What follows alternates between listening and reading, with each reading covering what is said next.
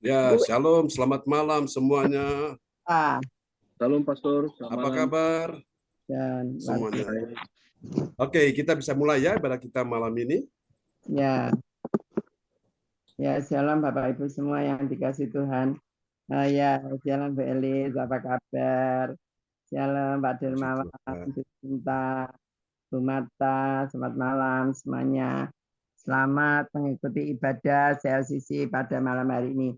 Kami percaya lewat ibadah CLCC pada malam hari ini yang sakit disembuhkan, yang kekurangan dicukupkan, yang mengalami masalah Tuhan bukakan, yang percaya lambaikan tangan dan tepuk tangan bagi Tuhan Yesus. Oke. Ya.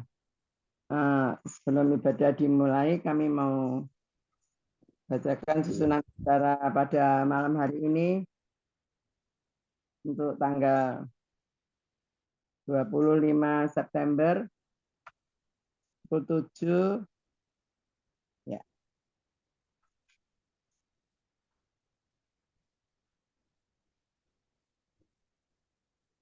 Sudah bisa ditampilkan. Ya. Untuk pukul 7 Indonesia, pukul 8 Hong Kong, pukul 2 siang Jerman. Saya sendiri Bu Indriani dari Sidoarjo, worship leader beserta pembicara firman Tuhan, yaitu PS John Sambunan MA dari Kediri, doa profetik yang akan dinaikkan oleh Bapak Dermawan Lim dari Medan, dan pengumuman akan dibawakan oleh Ibu Lydia Eka dari Sidoarjo, doa berkat oleh Bapak John Sambunan MA, dan selesai. Terima kasih, dan sebelumnya ibadah dimulai, mari kita berdoa, kita satukan hati kita berdoa. Bapa yang baik, selamat malam Bapak. Selamat malam Tuhan Yesus. Selamat malam Roh Kudus. Terima kasih Tuhan, kami bersyukur Tuhan pada malam hari ini bisa beribadah semua keadaan sehat itu karena Tuhan Yesus baik dan sangat baik. Berkati Tuhan ibadah pada malam hari ini Tuhan. Kami percaya Kau hadir di tengah-tengah ibadah malam hari ini dan kami buka ibadah malam hari ini dari awal sampai akhir. Terima kasih Tuhan, kami bersyukur. Haleluya. Amin. Kami kembalikan ke PS John Sambunan MA. Praise the Lord. Mari kita siapkan hati kita untuk kita akan naikkan pujian malam hari ini. Ya Tuhan yang hidup ada bersama dengan kita semua di malam hari ini ya. Oke, mari kita naikkan pujian ini bagi Tuhan Yesus. Haleluya. Terima kasih Tuhan, Engkau baik. Engkau segalanya bagi kami ya Tuhan. Terima kasih. Haleluya.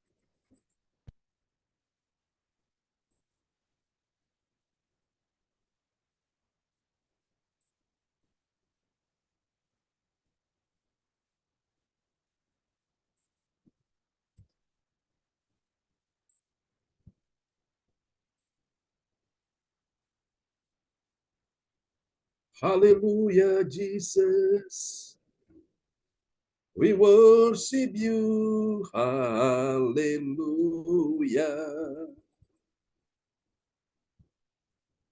Hallelujah. Sebab Engkau Allah yang berkuasa.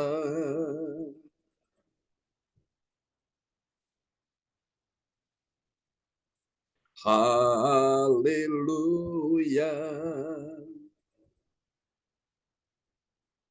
Haleluya. Sebab Engkau Allah yang berkuasa.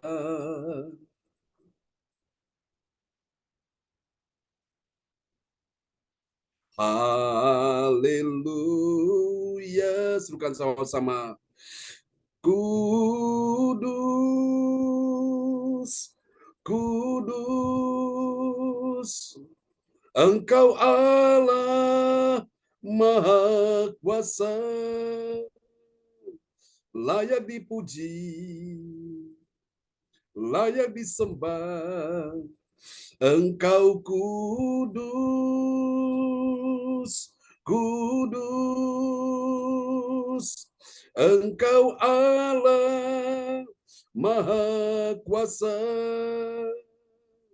layak dipuji, layak disembah. Amin. Mari bersama kita katakan di hadapan Tuhan. Haleluya.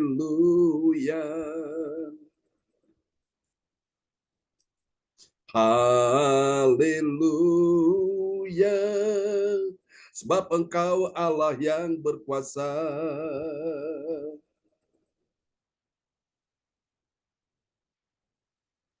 Haleluya.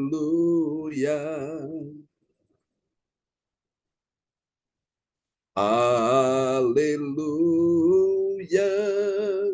Sebab Engkau Allah yang berkuasa.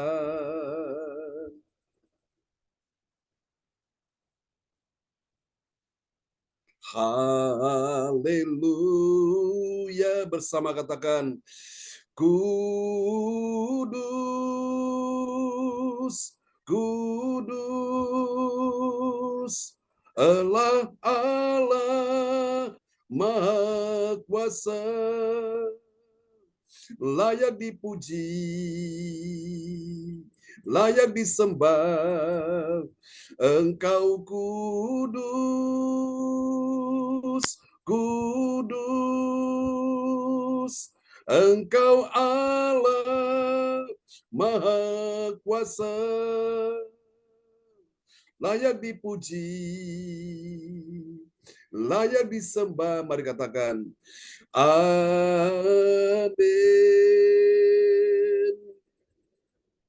Engkau layak Tuhan, layak dipuji, layak disembah. Amin.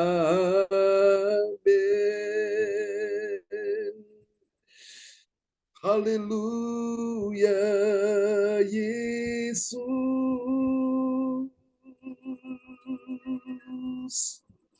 Amin Tuhan, terima kasih.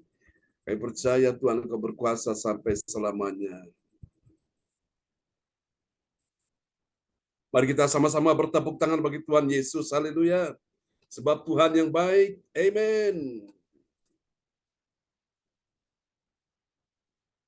Semua dengan sukacita kita berikan tepuk tangan yang meriah bagi Tuhan Yesus. Haleluya.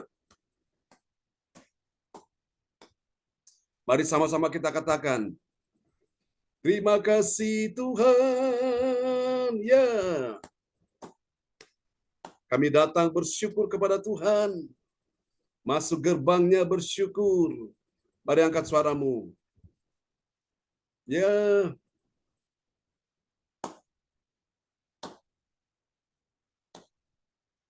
Angkat suaramu sama-sama. Masuk gerbangnya bersyukur. Dengan penuh pujian. Bersuka di hadiratnya. Nyanyi besarkan agung namanya. Puji. Puji dia tiuplah sangkakala. Musik dan tarian. Semua makhluk di bumi, di sorga. Dengan senap hati naikkan pujian. Sebab Tuhan baik. Semuanya katakan, sebab Tuhan baik. Sebab Tuhan baik, anugerahnya kekal selamanya. Sebab Tuhan baik. Semuanya katakan, sebab Tuhan baik. Sebab Tuhan baik, anugerahnya kekal selamanya. Oh, sebab Tuhan baik, anugerahnya kekal selamanya. Oh Yesus, mari panggil namanya Yesus Kristus.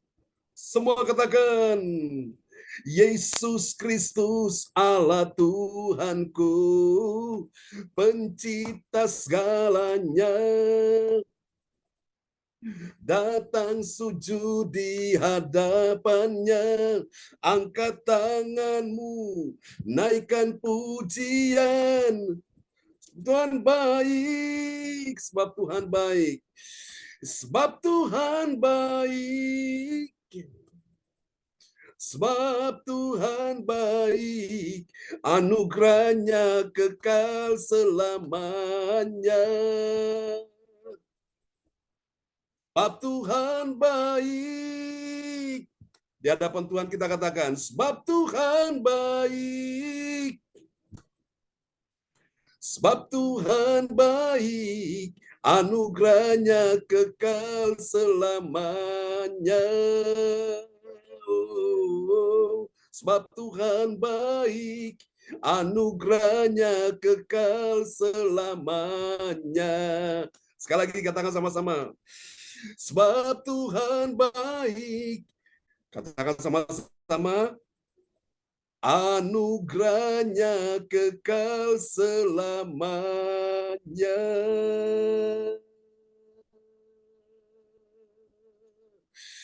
Haleluya.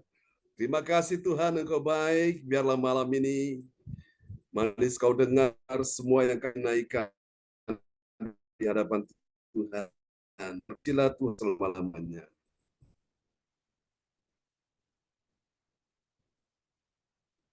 Haleluya.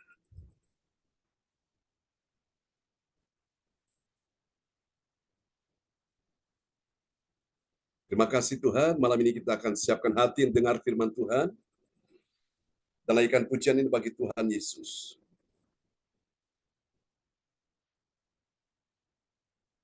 Di hadapan Tuhan kami datang sujud menyembah. Dalam malam ini Engkau mendengar seruan kami ya Tuhan.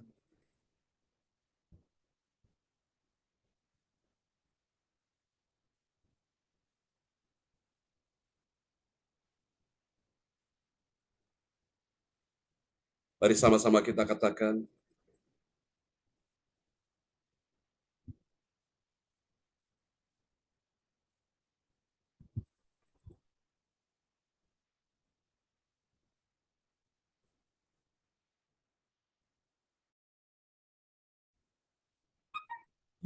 aku hendak bernyanyi bagimu selama ku hidup.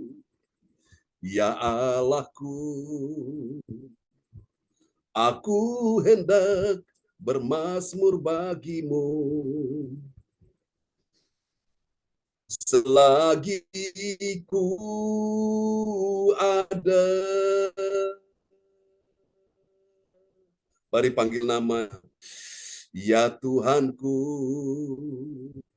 aku hendak bernyanyi bagimu selama ku hidup. Ya Allahku, aku hendak bermazmur bagimu selagi ku ada. Angkat suaramu. Inilah yang ku renungkan setiap waktu.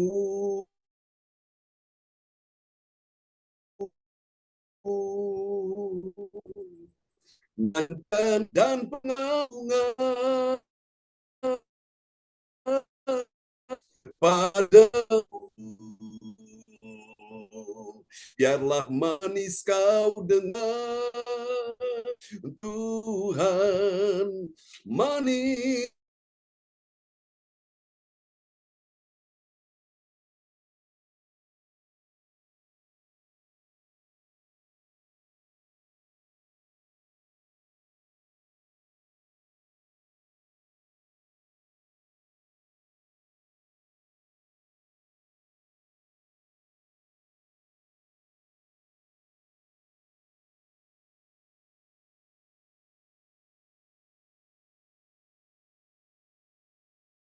berkati jaringan. Tuhan berkati jaringan. Ya, Pak John nggak ada ya. Mungkin lagi itu Bu Eli, mungkin lagi Iya, tidak ada jaringan. Terganggu. Oke, Oke, Pak Ada. John. baik Bapak Ibu sekalian. Inilah yang kurenungkan setiap waktu. Nyanyian dan pengagungan kepadamu.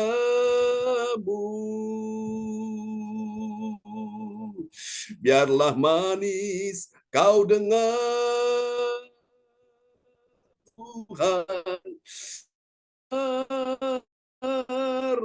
Tuhan dati berduka kamu.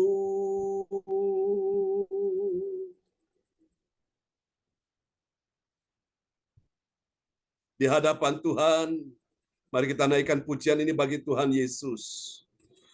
Haleluya.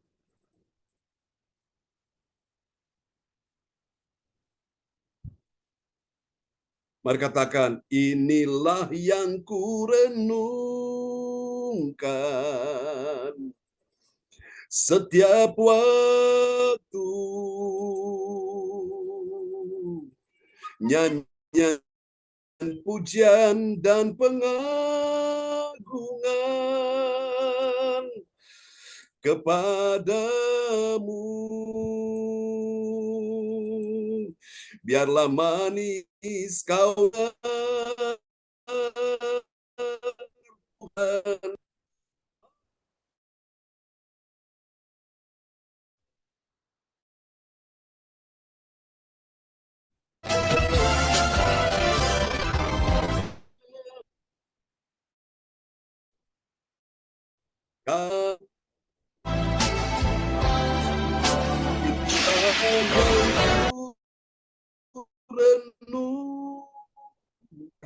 Semua katakan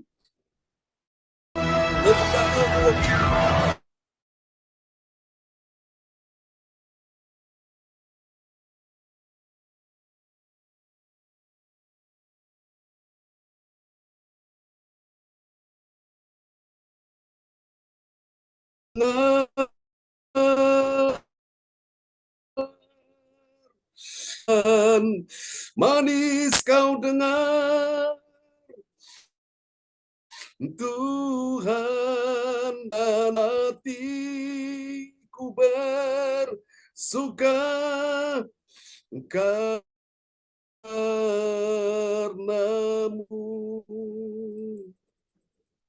Inilah yang kurenungkan. Haleluya, Jesus Christ, we love you.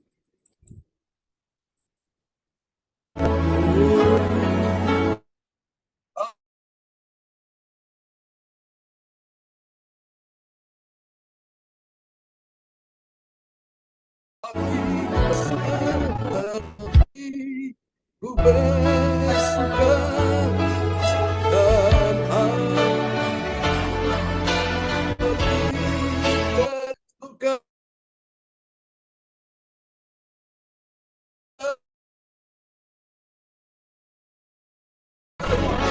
dan hati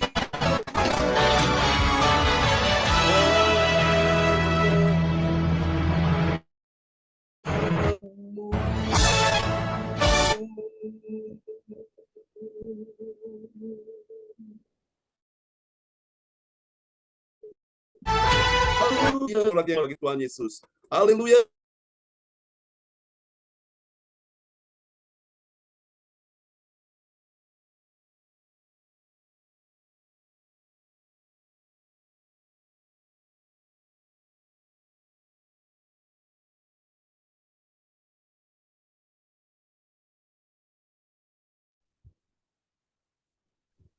Haleluya. Baiklah Bapak Ibu sekalian, mari kita akan siapkan hati ya. Untuk kita sama-sama mendengar firman Tuhan di malam ini, dan doa ini akan dinaikkan oleh Ibu Weli Hukubun dari Kota Jayapura, Papua. Baik, terima kasih Bapak Pendeta untuk waktunya. Shalom buat kita semua. Bapak Ibu, mari kita satu di dalam doa sebelum kita mendengarkan firman kebenaran dari hambanya Bapak Pendeta John Sarbunan MA. Mari kita berdoa. Kami sungguh bersyukur kepadamu ya Tuhan, untuk kasih setiamu yang selalu baru dalam hidup kami. Kami sungguh merasakan kasih-Mu, anugerah-Mu, dan berkat-Mu yang telah menjaga, melindungi, dan memberkati kehidupan kami di sepanjang hari ini dalam tugas pekerjaan dan pelayanan. Bahkan berkat-berkat jasmani dan rohani yang Kau beri dalam hidup kami. Kami tidak dapat menghitung berkat-Mu, kami tidak dapat membalasnya.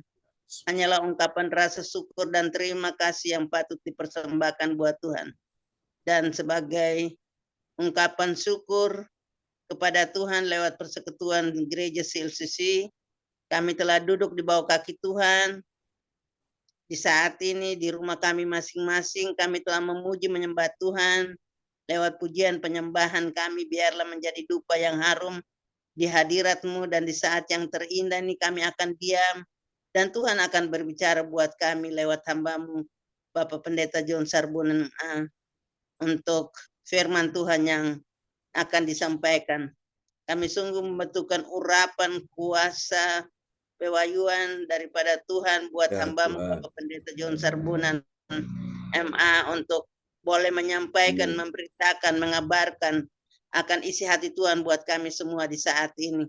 Berkati kami semua yang hadir pada saat ini, supaya kami sungguh-sungguh mendengarkan firman Tuhan, memahami dengan baik, menyimpan dengan baik, bahkan memperlakukannya juga dengan baik karena pertolongan yang datang daripada Tuhan.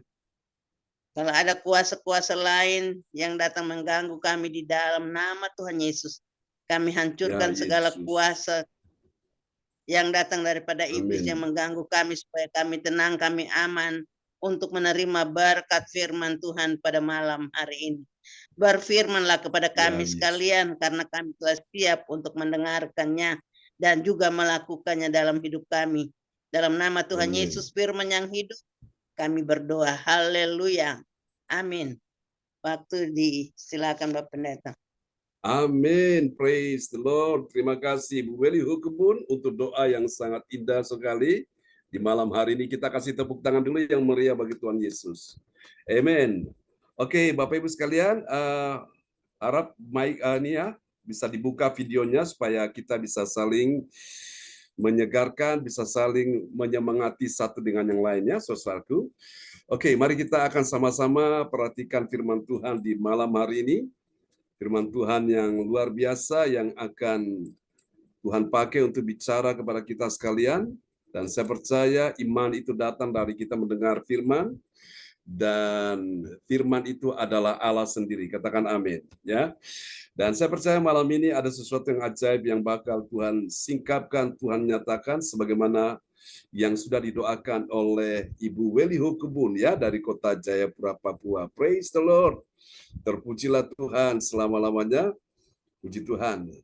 Oke, siapa percaya bahwa Tuhan ada di tengah-tengah kita malam hari ini ya?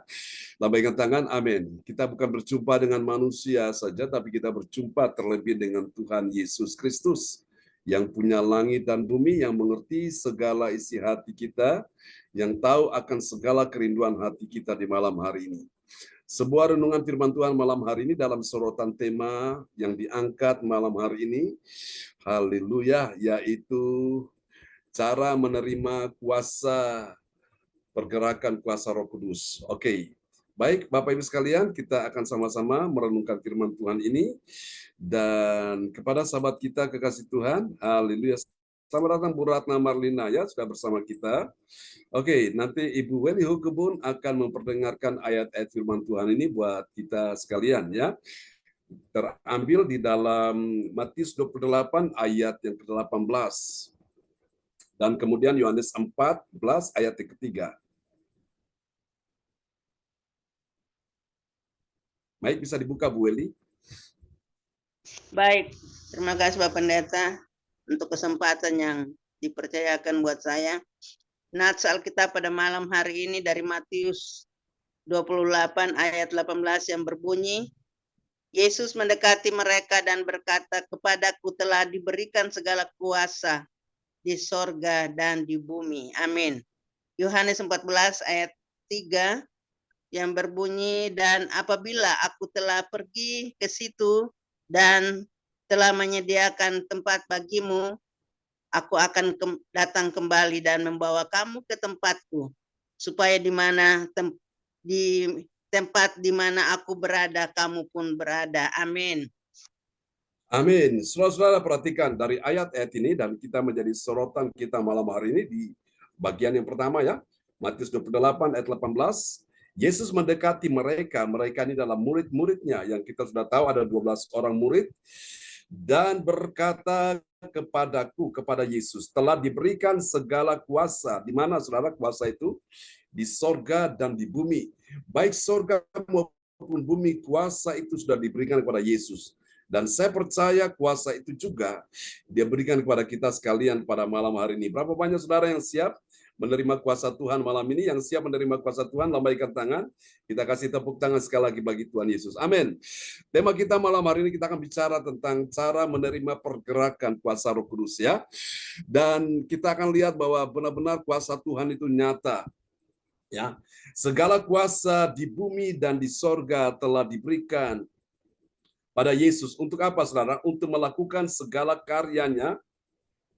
Dan kuasa Roh Kudus itu juga dijanjikan saat Roh Kudus turun ke atas setiap orang percaya. Bilang amin. Saudara semua percaya malam ini? Kuasa Roh Kudus turun ke atas kita semua untuk apa? Melakukan segala perintah Tuhan Yesus. Jadi perintah-perintah Tuhan itu kita bisa lakukan. Satu, kalau kita itu mengasihi Tuhan Yesus. Yang kedua, kalau kita itu memiliki kuasa daripada Tuhan, kita sanggup melakukan segala perintah Tuhan Yesus ya. Jadi orang terkadang berkata, perintah Tuhan ini terlalu berat, aku tidak bisa melakukannya. Siapa yang bilang? Perintah Tuhan tidak berat, saudaraku. Asal hatimu mengasihi Tuhan, maka engkau bisa melakukan segala perintah Tuhan. Ya, saudaraku, perintah seperti apapun engkau tidak akan pernah keberatan. Kenapa? Karena engkau mengasihi Tuhan. Lalu yang kedua, ketika Roh Kudus turun memberi engkau kuasa, baru engkau mampu melakukan kuasa Tuhan, melakukan segala perintah Tuhan itu ya. Dan untuk itu kita dapat lihat terdapat pasalnya yang kedua ayat 4 sampai 6 ya. Malam ini kita akan sama-sama kita akan kupas ya. Dari ayat-ayat ini tentu kita akan jumpai saudaraku. Ada 3 kebenaran tentang siapakah orang yang mengetahui cara menerima pergerakan kuasa Roh Kudus. Namanya kuasa Roh Kudus ini pasti ini berbicara tentang pergerakan ya. Pergerakan Roh Kudus mulai dari pertama kali Pentakosta yang pertama kali di atas loteng Yerusalem. Kemudian tahun 1914 itu Pentakosta yang kedua di kota Azusa Street, Inggris. Terjadi Pentakosta kedua, lawatan Tuhan luar biasa. Banyak orang bertobat, saudara-saudaraku ya. Pada saat Roh Kudus melawat orang-orang di kota itu, mereka yang sedang menikmati dosa, tiba-tiba dilawat Tuhan. Sehingga mereka langsung dipenuhi dengan rasa takut dan gentar kepada Tuhan. Setiap hari ada orang menangis, ada orang selaku dalam keadaan hancur hati, menyerahkan diri kepada Tuhan ya. Dari ayat-ayat yang kita pelajari malam ini, saudara, ada 3 kebenaran tentunya ya, tentang siapakah orang yang mengetahui cara untuk menerima pergerakan kuasa Roh Kudus. Mari kita lihat siapakah dia. Dia adalah orang percaya yang mulai apa, saudaraku? Yang pertama ini dia, mulai membuka hatinya. Buka hati dulu ya. Hati jangan ditutup, saudara. Tuhan minta hari ini engkau mulai membuka hati. Agar apa? Agar engkau dipenuhi Roh Kudus dan mulai berkata-kata dalam bahasa yang lain ya. Orang yang membuka hati bagi Roh Kudus akan datang dan mengurapi dia. Dia akan menjadi orang yang berkata-kata dalam bahasa yang lain ya. Bahasa yang tidak bisa dimengerti oleh manusia. Mari kita lihat dalam Kisah Rasul pasal 2 ayat 4. Kisah para Rasul 2 ayat 4. Maka penuhlah mereka dengan Roh Kudus, lalu mereka mulai berkata-kata dalam bahasa-bahasa lain seperti yang diberikan oleh Roh itu kepada mereka untuk mengatakannya. Amin. Amin. Jadi ini yang namanya saudaraku Pentakosta di sini. Pada saat Roh Kudus dicurahkan di atas loteng Yerusalem, Alkitab berkata, maka penuhlah mereka dengan apa? Dengan Roh Kudus. Haleluya, haleluya. Apakah malam hari ini engkau penuh dengan beban berat? Apakah malam hari ini engkau penuh dengan pergumulan? Apakah malam hari ini engkau penuh dengan segala persoalan, penuh dengan segala macam hal yang sangat menyedihkan hatimu? Malam ini Tuhan minta engkau buka hatimu agar engkau dipenuhi dengan Roh Kudus. Betul, hari ini engkau dalam persoalan, engkau dalam pergumulan, engkau dalam masalah, beban berat, kesesakan, dalam penderitaan, air mata, engkau mengalami berbagai macam kehidupan ini yang penuh dengan berbagai duka dan nestapa, kau merasa seolah-olah engkau tidak mampu menghadapi semuanya itu. Tapi di saat engkau membuka hati bagi Tuhan, Roh Kudus akan datang dan penuhi engkau dengan Roh Kudus, maka inilah yang terjadi. Dikatakan, lalu mereka mulai berkata-kata dalam bahasa-bahasa yang lain. Wow, murid-murid ini mereka orang-orang Galilea. Tapi kenapa mereka bisa berkata-kata dalam bahasa-bahasa yang lain yang mereka sendiri tidak mengerti bahasa itu? Itu karena pekerjaan Roh Kudus. Saudara kasih Tuhan, rahasia ada di mana? Yang pertama, saudaraku, engkau perlu membuka hati. Membuka hati agar apa? Agar Roh Kudus penuhi engkau. Salah satu tanda orang dipenuhi Roh Kudus, dia akan berkata-kata di dalam roh, saudaraku ya. Dia akan berkata-kata dalam bahasa-bahasa yang lain yang dia sendiri tidak mengerti. Saudara, ini luar biasa. Saya teringat suatu hari almarhum Oma ini, saudara kasih Tuhan, pada saat dia di dalam pergumulan suatu ya. Pada saat itu dia menghadapi adiknya yang sakit, saudara kasih Tuhan, dan adiknya ini oleh kakak iparnya mereka sudah pergi panggil orang pintar, dukun-dukun ya, dengan berbagai macam ramuan tradisional datang untuk mengobati adik dari almarhum Oma ini. Saudara kasih Tuhan, pada saat sampai di rumah kami dan si dukun ini bertanya apakah ada garam, apakah ada bawang putih dan segala macam. Lalu ditanya, untuk apa itu? Dia berkata, ini hanya sebagai syarat supaya bisa menyembuhkan yang sakit ini. Saudara, seketika itu terjadi peperangan roh. Roh nggak bisa menerima akan sesuatu yang di luar kehendak Tuhan. Dan apa yang terjadi, Bapak Ibu sekalian? Pada saat itu, almarhum Oma mulai kumpulkan kami mulai naik ke loteng, dan kami mulai berdoa di sana. Pada saat kami mulai berdoa, tiba-tiba Roh Kudus turun suatu dan memenuhi kami semua, dilawat oleh Tuhan.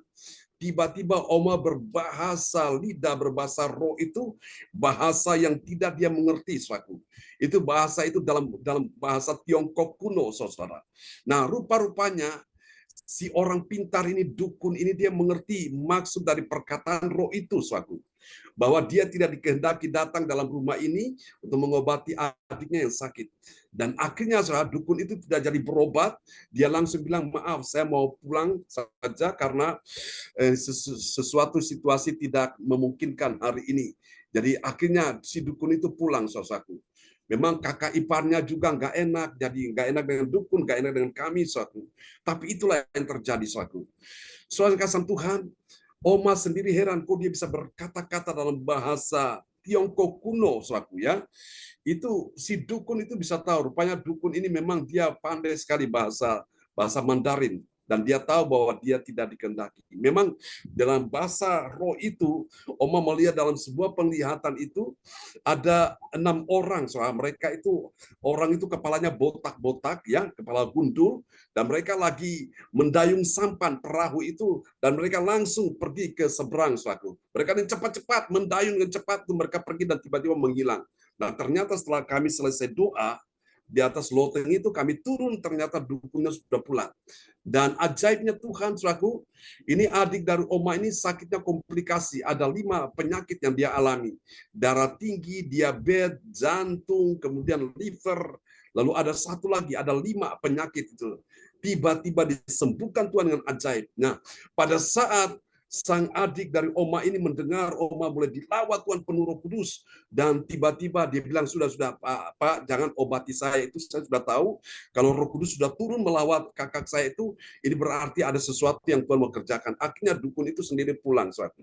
Nah, disinilah kita lihat juga sama seperti murid-murid di atas loteng Yerusalem pada saat mereka mengalami suatu pengalaman Pentakosta, mereka orang-orang Galilea saudaraku, yang dianggap rendah oleh masyarakat sekitar situ. Mereka orang-orang dianggap ini pekerjaannya sebagai nelayan, orang yang pendidikannya rendah, orang yang tidak punya pengaruh, punya power. Ternyata hari itu mereka dipenuhi Roh Kudus luar biasa. Saya percaya malam hari ini ketika engkau dipenuhi Roh Kudus, ada sesuatu yang ajaib akan terjadi dalam kehidupanmu, ya. Ada sesuatu yang berubah dalam kehidupanmu. Ada kuasa Tuhan yang nyata, saudaraku. Asal yang pertama engkau buka hati bagi Tuhan. Berapa banyak saudara malam ini yang mau buka hati bagi Tuhan? Lambaikan tangan, kita kasih tepuk tangan yang meriah bagi Tuhan Yesus. Amin. Mari kita lihat yang kedua dari tema yang kita bicarakan malam ini. Haleluya. Cara menerima pergerakan kuasa Roh Kudus, ya. Mari kita lihat cara yang kedua. Menerima pergerakan kuasa Roh Kudus itu siapa, saudaraku? Yang kedua, ini bagi orang yang mengakui. Jadi pertama dia buka hati dulu. Setelah dia buka hati, kemudian yang kedua dia mengakui. Mengakui bagaimana? Dia mengakui bahwa saat terindah di Yerusalem itu diam orang-orang Yahudi yang saleh. Orang-orang Yahudi ada yang saleh, memang ada yang jahat, tapi yang saleh ini dia beribadah kepada Tuhan. Nah, ini saat yang indah. Mari kita lihat dalam Kisah Rasul 2 ayat yang kelima.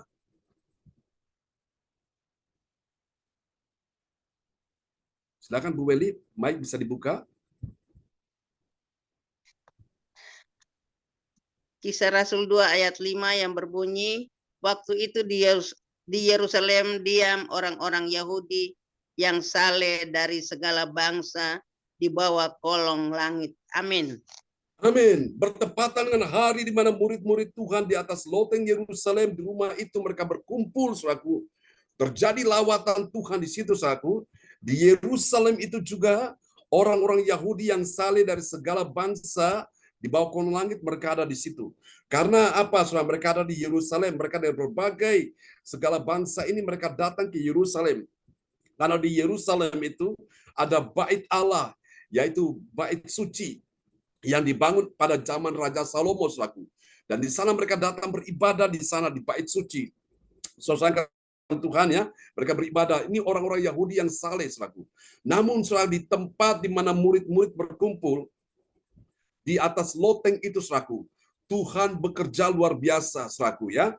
Pencurahan Roh Kudus inilah yang disebut Pentakosta, saudaraku. Setiap kali kami mengadakan kebaktian, saudaraku, kebaktian baik secara online maupun secara offline, ya, kebanyakan online ya, offline, saudaraku. Itu lawatan Tuhan terjadi, Bapak Ibu sekalian, ya. Saya ingat juga, saudara-saudaraku, kita juga pernah beribadah di tempatnya Ibu Lydia Eka, ya, di tempatnya Ibu Indriani. Nah, di situ lawatan Tuhan juga terjadi, saudaraku. Tapi yang sering terjadi itu di tempat di mana kami beribadah, saudaraku, ya, di mana tempat Opa dan Oba di situ berada kami beribadah, dan luar biasa lawatan Tuhan terjadi di situ. Sampai Bu Joyce berkata kepada saya, Pak John, ini tangan saya bergetar sekali, ini urapan Tuhan begitu kuat.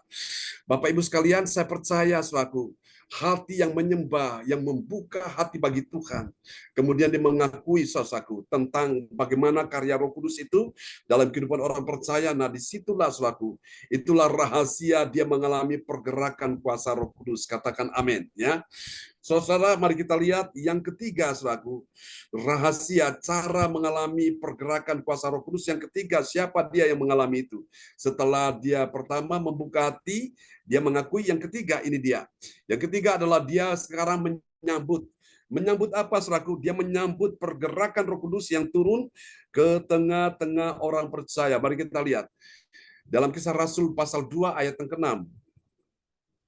Kisah Rasul 2 ayat yang ke-6, ketika turun bunyi itu, berkerumunlah orang banyak. Mereka bingung karena mereka masing-masing mendengar rasul-rasul itu berkata-kata dalam bahasa mereka sendiri. Amin. Amin. Jadi ini adalah karunia untuk berkata-kata di dalam roh, saudaraku. Wow, luar biasa ya. Salah satu tanda ketika orang dipenuhi Roh Kudus, dia akan berkata-kata dalam roh. Malam ini siapa yang belum menerima karunia bahasa roh, karunia bahasa lidah, kau perlu minta kepada Tuhan. Minta dengan hati yang terbuka, dengan hati yang mau, saudaraku ya, menerima, kemudian sudah menyambut itu, saudaraku. Hati yang percaya akan pergerakan kuasa Roh Kudus ini, engkau akan mengalami itu, saudaraku ya. Beberapa saudara-saudara terkasih dalam Tuhan, ketika mereka melihat dan mereka merasakan hadirat Roh Kudus, mereka sangat merindukan hal itu, saudaraku ya. Beberapa tahun kemudian, saudaraku, kita dilanda oleh pandemi, saudaraku ya, sehingga tidak bisa lagi ibadah tatap muka, saudara-saudara sekalian.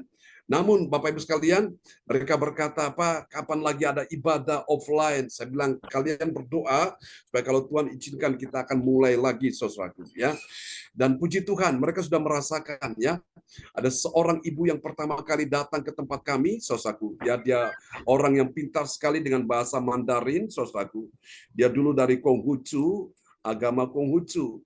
Pada saat dia pertama kali datang ke tempat kami, dia minta didoakan Roh Kudus lawat dia, saudaraku. Dia terguling-guling, saudaraku. Di lantai itu Tuhan lawat dia sampai benar-benar terikat dengan segala roh jahat. Tuhan lepaskan dia, saudaraku. Dan dia berkata, wow, Pak, saya baru merasakan hadirat Roh Kudus begitu kuat sekali. Saya ini sudah pergi gereja di mana-mana, mau gereja model apa saja, nama apa saya sudah pergi mengunjungi. Tapi hadirat Tuhan itu beda sekali di sini, begitu kuat sekali.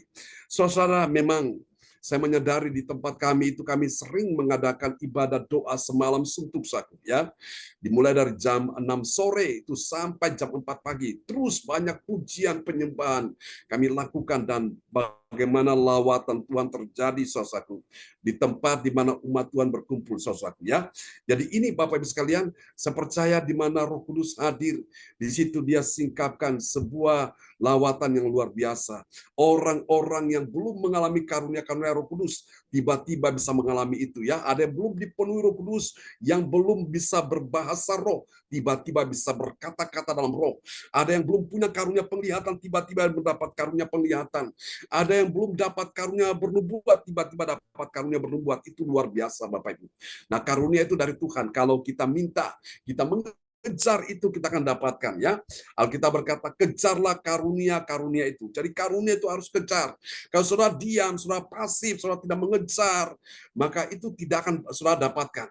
Nah, orang yang mengejar itu orang yang punya hati yang haus, hati yang lapar, seperti rusa haus akan sungai. Dia datang ke sungai itu, saku, dan dia minum dari situ, maka dia akan disegarkan, dia akan dipuaskan ya. Ini saudara, kita akan lihat bagaimana pergerakan kuasa Roh Kudus itu nyata sekali bagi orang-orang percaya yang hatinya haus dan lapar akan pribadi Tuhan. Mari kita lihat, saudaraku, yang pertama apa hasilnya dari cara mengalami pergerakan kuasa Roh Kudus. Yang pertama ini dia, bagi orang percaya yang taat pada firman Tuhan, nah ini luar biasa ya, dia akan berkata-kata dalam bahasa yang lain yang diberikan oleh Roh Kudus. Jadi Roh Kudus itu berikan bahasa-bahasa yang dia sendiri tidak bisa mengerti. Itu diberikan oleh Roh Kudus. Kita lihat Kisah Rasul pasal 2 ayat 4. Kisah Rasul pasal 2 ayat 4, maka penuhlah mereka dengan Roh Kudus, lalu mereka mulai berkata-kata dalam bahasa-bahasa lain. Amin. Haleluya, haleluya. Terus? Lain seperti yang diberikan oleh Roh itu kepada mereka untuk mengatakannya. Amin. Amin. Maka penuhlah mereka dengan Roh Kudus. Amin. Amin. Ini sesuatu yang sangat membahagiakan hati seorang istri, hati seorang suami, hati seorang percaya ketika engkau mengalami pergumulan, persoalan, engkau sedang kecewa, engkau sedang sedih, engkau sedang takut, engkau sedang dalam keadaan putus asa. Tapi pada saat Roh Kudus memenuhi hatimu, wow, hatimu diubahkan, engkau tidak sedih lagi, engkau tidak susah lagi, engkau tidak khawatir lagi, engkau tidak gampang putus asa lagi. Kenapa? Karena Roh Kudus sudah memenuhi hatimu. Saya berdoa malam hari ini, malam ini Bapak Ibu sekalian, Jangan ada sesuatu yang kau simpan di hatimu. Kebencian, kedendaman, kemarahan, sakit hati, akar pahit. Buang semua itu dari hidupmu. Kalau kau membuang semua itu, maka Roh Kudus akan datang memenuhi hatimu. Katakan amin. Coba pegang dada saudara dan bilang di hadapan Tuhan, Tuhan penuhi saya dengan Roh Kudus malam ini. Saya katakan sekali lagi, ucapkan sama-sama bersama dengan saya. Katakan, Tuhan penuhi saya dengan Roh Kudus malam ini. Katakan sekali lagi sama-sama, 2, 3. Tuhan penuhi saya dengan Roh Kudus malam ini. Amin. Haleluya. Ketika Roh Kudus memenuhi hatimu, maka di hatimu saya percaya ada damai sejahtera. Di hatimu ada sukacita. Di hatimu ada pengharapan. Di hatimu ada kekuatan. Di hatimu ada kemenangan, saudaraku. Amin. Kenapa? Karena pribadi Allah yaitu Roh Kudus ada di dalam hatimu. Amin, saudaraku. Sehingga engkau menghadapi masalah, engkau tidak mudah stres, engkau tidak mudah depresi, engkau tidak mudah frustrasi, engkau tidak mudah menjadi putus asa. Kenapa? Karena ada Roh Kudus. Ya, Yesus memang sudah ada di sorga, tapi Rohnya ada di bumi. Dan Roh itu, Roh Kudusnya akan penuhi engkau dan saya malam hari ini. Amin. Jadi Bapak Ibu, dibaptis Roh Kudus itu memang sekali, ya, dibaptis Roh Kudus sekali. Tapi dipenuhi Roh Kudus itu bukan sekali, berkali-kali. Bahkan setiap saat, ibarat kalau gelas kita isi air, ya, kita isi air mineral, air minum yang kita masak itu, lalu kita minum selaku, akhirnya gelas yang tadinya penuh dia kosong lagi, ya. Selaku apa yang akan engkau lakukan apabila engkau ingin minum air, maka gelas itu engkau isi lagi sehingga gelas yang kosong itu penuh dan engkau minum lagi. Nah, seperti itulah Bapak Ibu sekalian. Di dalam hati hidup kita perlu minta setiap hari Roh Kudus penuhi kita selaku. Meskipun engkau menghadapi masalah, engkau menghadapi persoalan, pergumulan, tapi Roh Kudus selalu penuhi hatimu. Kalau Roh Kudus tidak penuhi hatimu, maka hatimu akan dipenuhi dengan ketakutan, kecemasan, kebimbangan, kemarahan, kedendaman, sakit hati, akar pahit, kebencian, dan sebagainya. Itu memenuhi hatimu, dan itu akan membuat engkau tambah tertekan, Bapak Ibu. Ya, malam hari ini, saudaraku, minta supaya Roh Kudus penuhi hatimu. Jangan memberikan ruang untuk sesuatu yang lain di dalam hatimu. Berikan Roh Kudus, izinkan Roh Kudus dia memenuhi ruangan hatimu. Amin. Haleluya. Mari kita lihat yang kedua, ini dia. Luar biasa ya. Cara mengalami pergerakan kuasa Roh Kudus, ini dia ya, bagi orang percaya yang taat pada firman Tuhan. Amin, selaku ya. Dia berdiam orang Yahudi yang saleh dari segala bangsa, mereka berdiam di Yerusalem. Artinya mereka selalu ingin kerinduan untuk berjumpa dengan Tuhan di bait Allah, ada di sana. Mari kita lihat Kisah Rasul pasal 2 ayat yang kelima. Kisah para Rasul pasal 2 ayat yang kelima. Waktu itu di Yerusalem diam orang-orang Yahudi yang saleh dari segala bangsa di bawah kolong langit. Amin. Amin. Waktu itu di Yerusalem, di bait Allah itu di Yerusalem ya, diam orang-orang Yahudi yang saleh dari segala bangsa di bawah kolong langit. Jadi saudara lihat ya, tempat bait Allah itu orang-orang punya kerinduan beribadah di sana luar biasa. Orang-orang Yahudi yang saleh, orang-orang yang mencintai Tuhan, yang merindukan Tuhan seperti kita semua malam ini.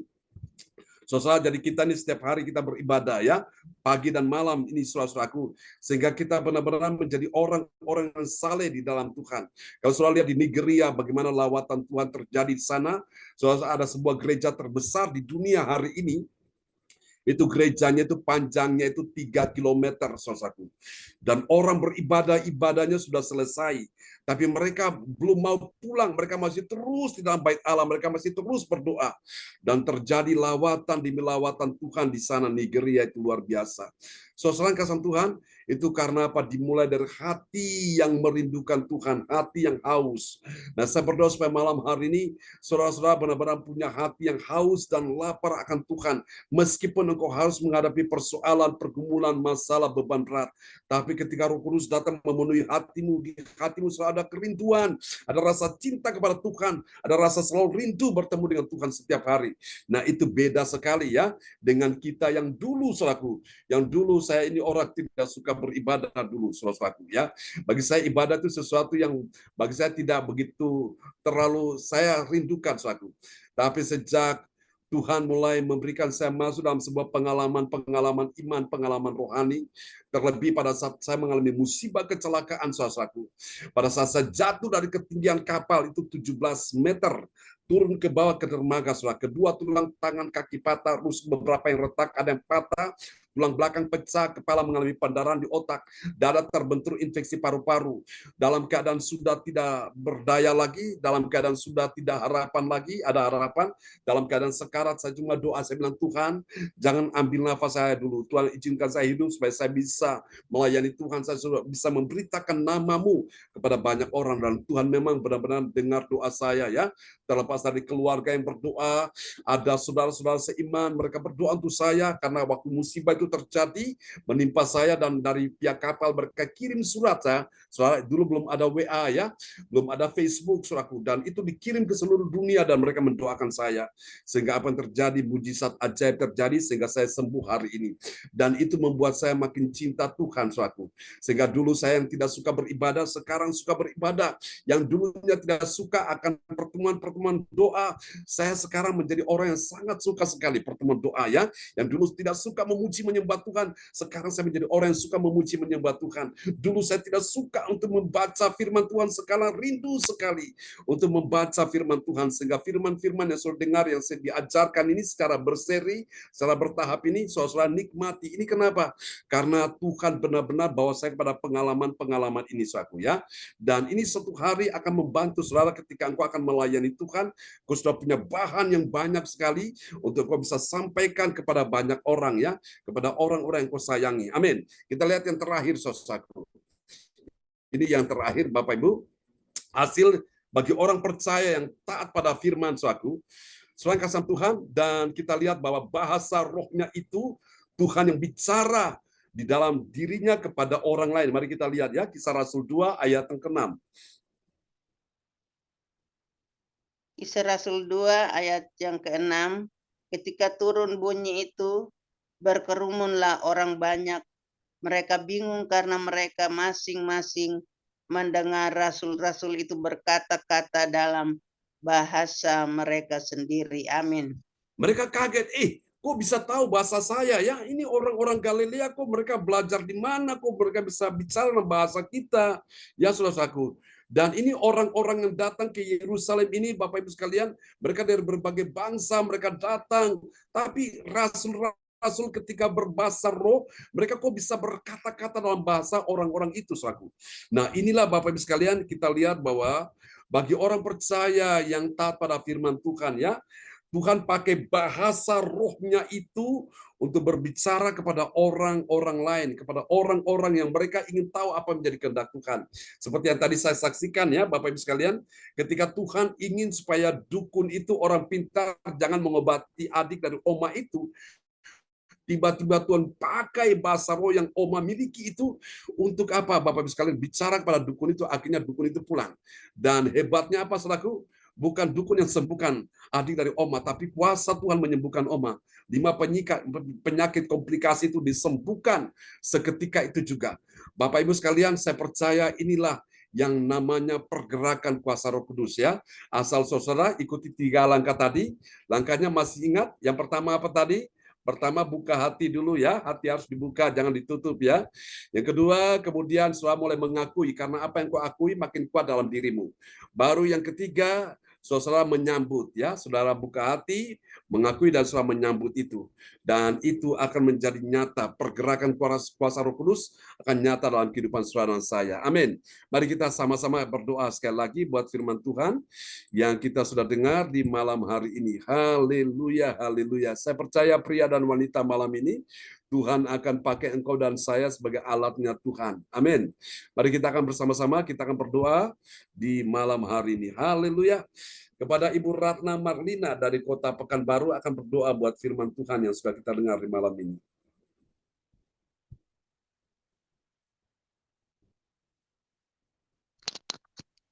Mari kita berdoa.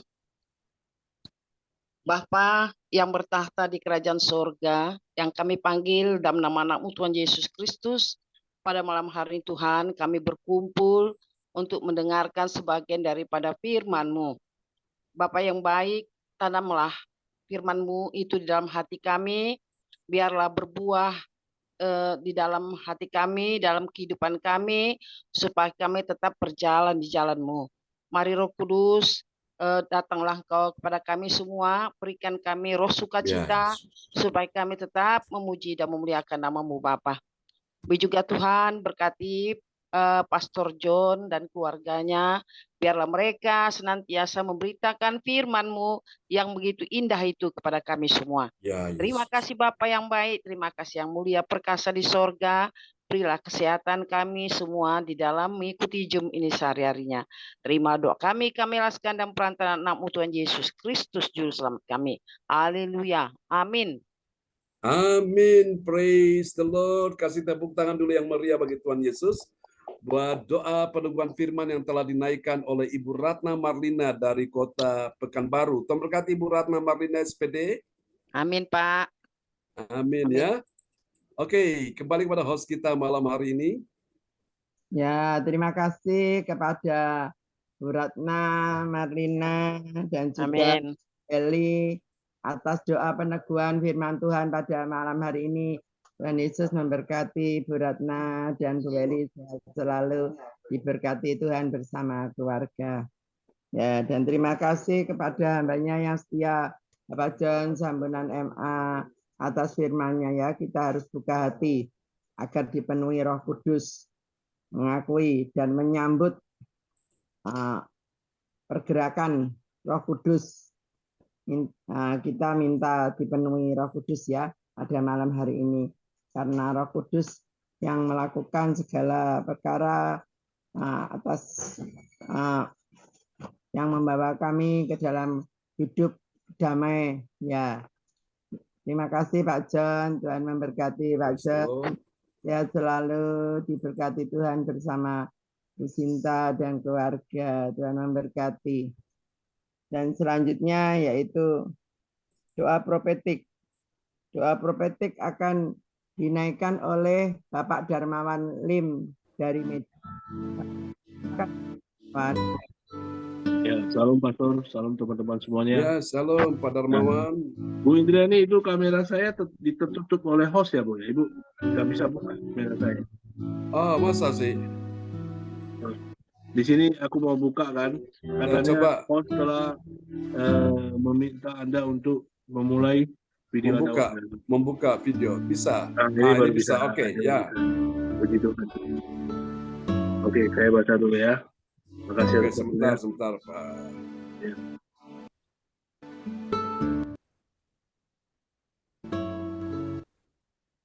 Ya, silakan Pak Darmawan. Ya. Belum tampil, Pastor. Ya. Nah, Pak Darmawan akan menaikkan doa profetik ya. Ya, makasih. Oke. Ya. Terima kasih atas waktunya. Malam hari ini saya akan menaikkan doa profetik 1 bagi bangsa dan negara. Inilah waktunya Indonesia mengalami hujan pertobatan yang nyata. I receive. Indonesia sedang mengalami lawatan Tuhan terdahsyat hari ini dan mengalami gelombang kebangunan rohani terbesar. I receive. Tanda-tanda ajaib sedang terjadi di Indonesia. I receive. Indonesia menjadi bangsa yang takut akan Tuhan. I receive. Pemerintah Indonesia adalah orang-orang yang tunduk pada otoritas kuasa Tuhan. I receive. Tidak ada korupsi, terorisme. Tidak ada korupsi, terorisme, dan kekerasan, serta kejahatan kemanusiaan. Semuanya sudah berakhir. I receive. Perekonomian dan keuangan di seluruh Indonesia semakin baik dan stabil. I receive. Setiap lutut bertelut dan semua lidah mengaku bahwa Yesus adalah satu-satunya Tuhan dan Raja yang berkuasa di bumi dan di sorga. I receive. Amin. Saya akan menaikkan doa profetik 2 bagi gereja CLCC Everlasting. Urapan kuasa dan mujizat ajaib sedang dicurahkan dengan dahsyat di dalam pelayanan gereja CLCC. I I receive. receive.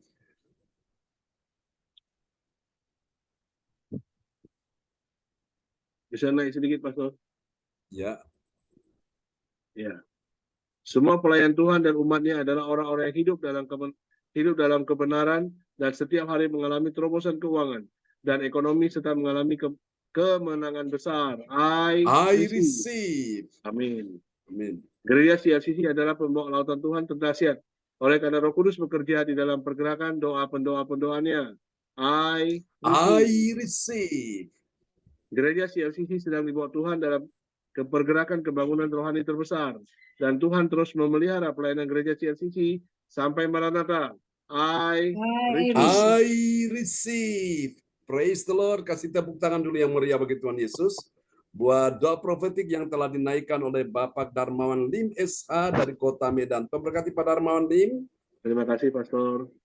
Amin. Memberkati pelayanan Pastor. Sama-sama Pak Darmawan. Amin, Pastor. Ya, terima kasih kepada Bapak Dermawan yang telah menaikkan doa profetik pada malam hari ini.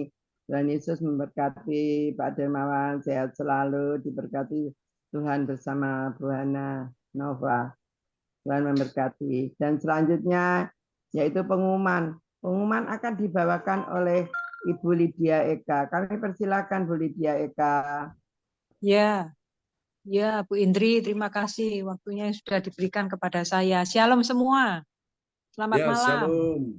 Ya, Ya. untuk pengumuman atau info gereja CLCC. Persembahanku bagi Tuhan Yesus, saatnya telah tiba bagi kita. Marilah kita memberi persembahan berupa kolekte, perpuluhan, misi penginjilan, gedung gereja, rumah Tuhan, atau ucapan syukur yang terbaik bagi Tuhan. Mazmur 4 ayat 6, persembahkanlah korban yang benar dan percayalah kepada Tuhan.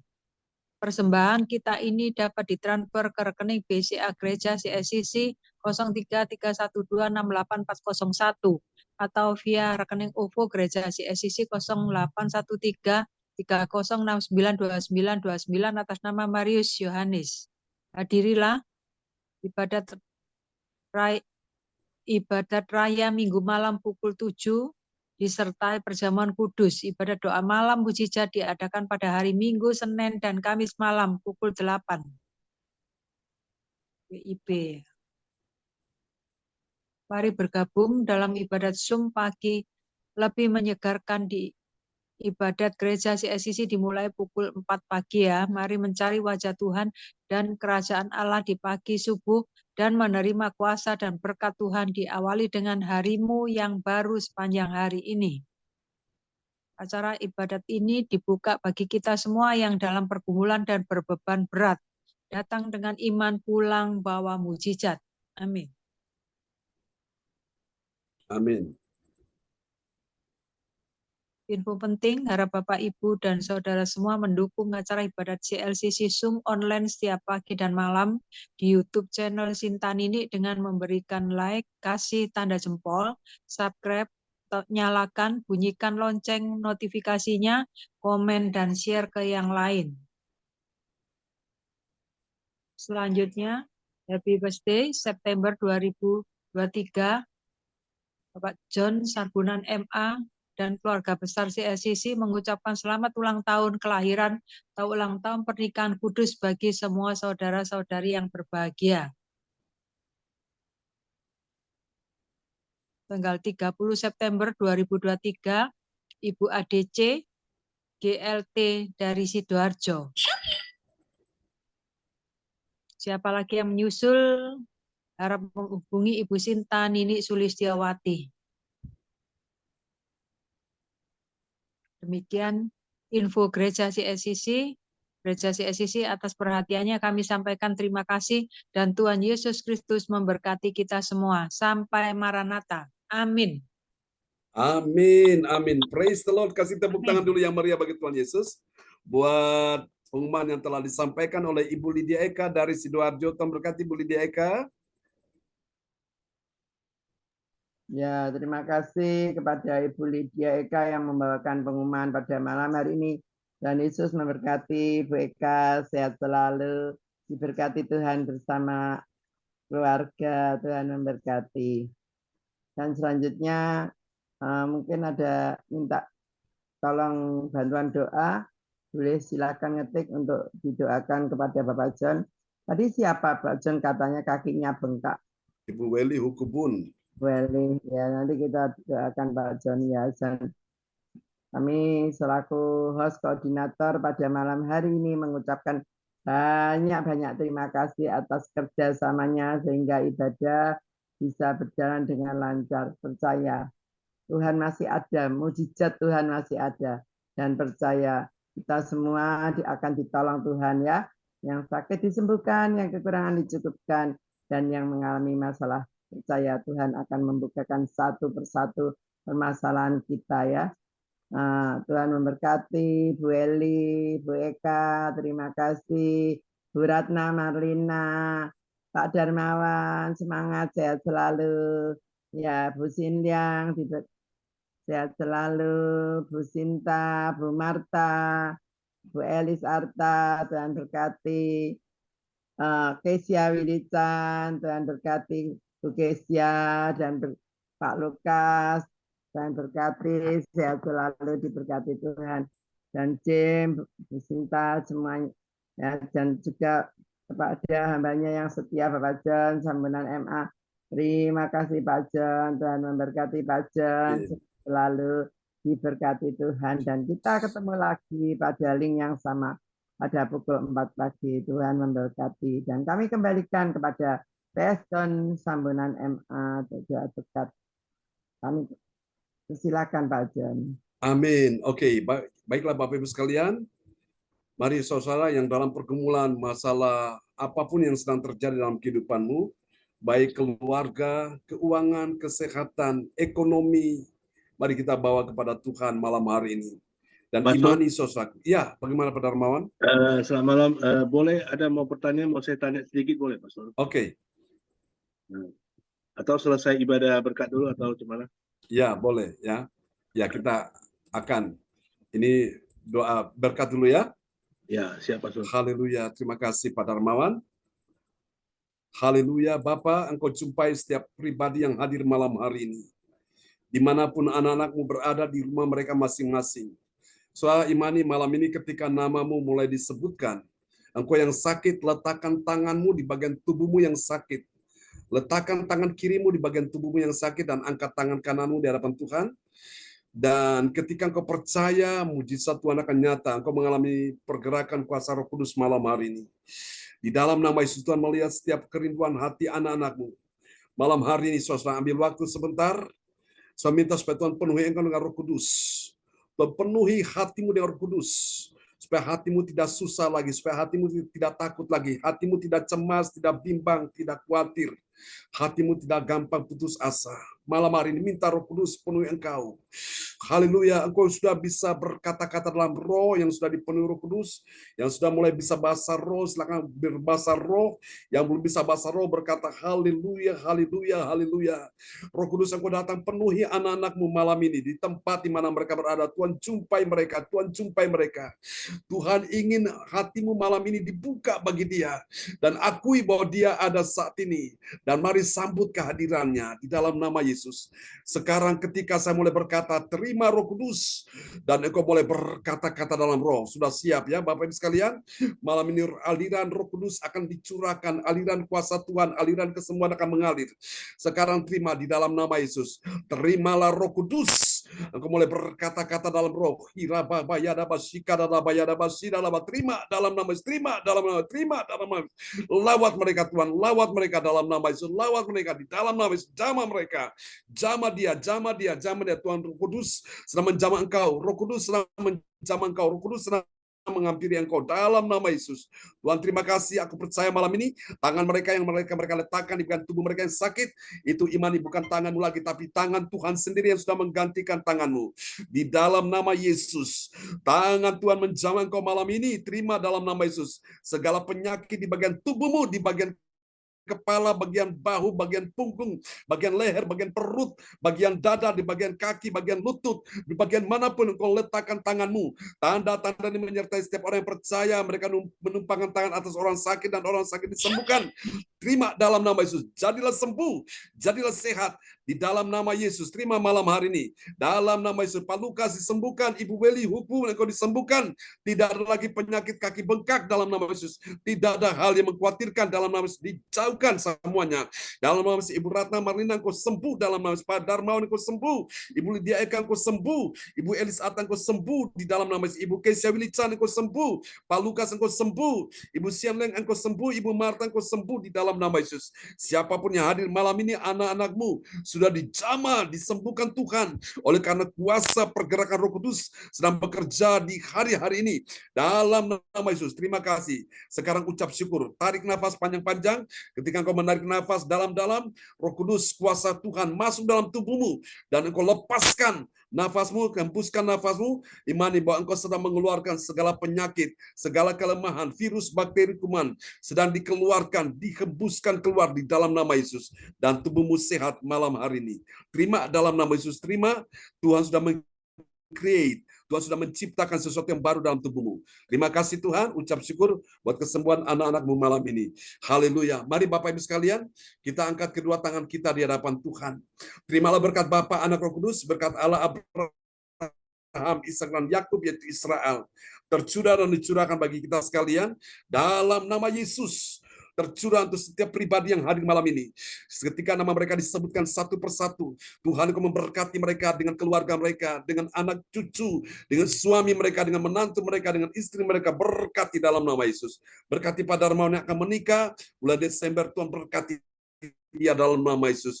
Tuhan pulihkan keuangan ekonominya, Tuhan pulihkan kesehatannya. Terima kasih. Ini doa kami kepadamu. Tuhan sembuhkan juga calon menantu Ibu Indriani Christian akan menikah tahun depan bersama dengan Feli. Tuhan siapkan semuanya dengan baik. Terima kasih. Percaya malam ini Tuhan sudah mendengar doa kami yang kami naikkan. Terima kasih Bapa. Terpuji-pujilah Tuhan. Tuhan memberkati engkau dan melindungi engkau. Tuhan menyinari engkau dengan wajahnya dan memberi engkau kasih karunia. Tuhan menghadapkan wajahnya kepadamu dan memberi engkau damai sejahtera. Di dalam nama Yesus, mari ucap syukur. Semua yang percaya, terima berkat, terima kuasa, terima mujizat. Sama-sama kita katakan, amin. Amin. Haleluya. Oke, Pak Darmawan mau tanya apa? Silakan. Terima kasih Bapak Bapak Ibu. Pendeta untuk doanya. Ya, amin. Ya, makasih Pastor atas doanya. Firman Tuhan yang memberkati. Saya pamit Pak John. Ya, Bu Sendiang. Pastor, ini Ya. saya mau tanya sedikit kan. Saya Ya. kepingin belajar Pastor tentang apa itu doktrin dari John Wesley, Pastor. Doktrin dari John Wesley. Apa perbedaan doktrin John Wesley dengan doktrin Martin Luther, Pak Pastor, dalam pembaharuan Kristen Protestan? Ya. Kayaknya ada serupa ya, tapi sekilas kita lihat ada berbeda ya. Mungkin Pastor bisa bantu kasih pengarahan atau penjelasan apa perbedaan doktrin dari Martin Luther dengan doktrin dari John Wesley, Pastor, dalam pembaharuan Kristen Protestan gitu. Terima kasih Pastor. Selamat malam. Ya. Oke. Baik, kalau kita lihat ini sejarah gereja ini kan dibawa oleh salah satu tokoh yang sudah disebutkan namanya yaitu Martin Luther dan John Wesley ya. Kalau Martin Luther ini Tuhan pakai dia untuk pergerakan untuk gereja Protestan ya. Dan ketika itu kan di gereja Roma Katolik kan terjadi banyak penyimpangan sehingga Martin Luther memprotes ajaran gereja Roma Katolik yang mengajarkan bahwa kalau kita mau selamat, kita harus pergi beli surat indulgensia, surat pengampunan dosa. Dan ketika surat itu mereka pegang, dan mereka ketika memasukkan uang koin di dalam kotak persembahan itu, dan pada saat uang persembahan kotak itu dimasukkan dalam kotak, dan ketika koin itu jatuh ke dalam kotak persembahan, bunyinya ting, berarti dia yakin bahwa orang yang sudah mati ya di seberang sana, maksudnya dia sebelum ke sorga, dia masih ada di suatu tempat yang namanya api penyucian. Dan itu orang Katolik mereka percaya itu, bahwa orang yang sudah mati mereka ada di tempat penyucian yang namanya mereka belum bisa diizinkan ke sorga, maka saudaranya di bumi ini yang membantu dia untuk memberikan surat pengampunan dosa bagi dia, memberikan juga dia mempersembahkan uang koin di gereja ketika uang itu jatuh dalam kotak persembahan bunyi ting, maka saudaranya percaya bahwa dia punya saudara yang sudah mati belum ke surga itu langsung tiba-tiba berpindah ke surga.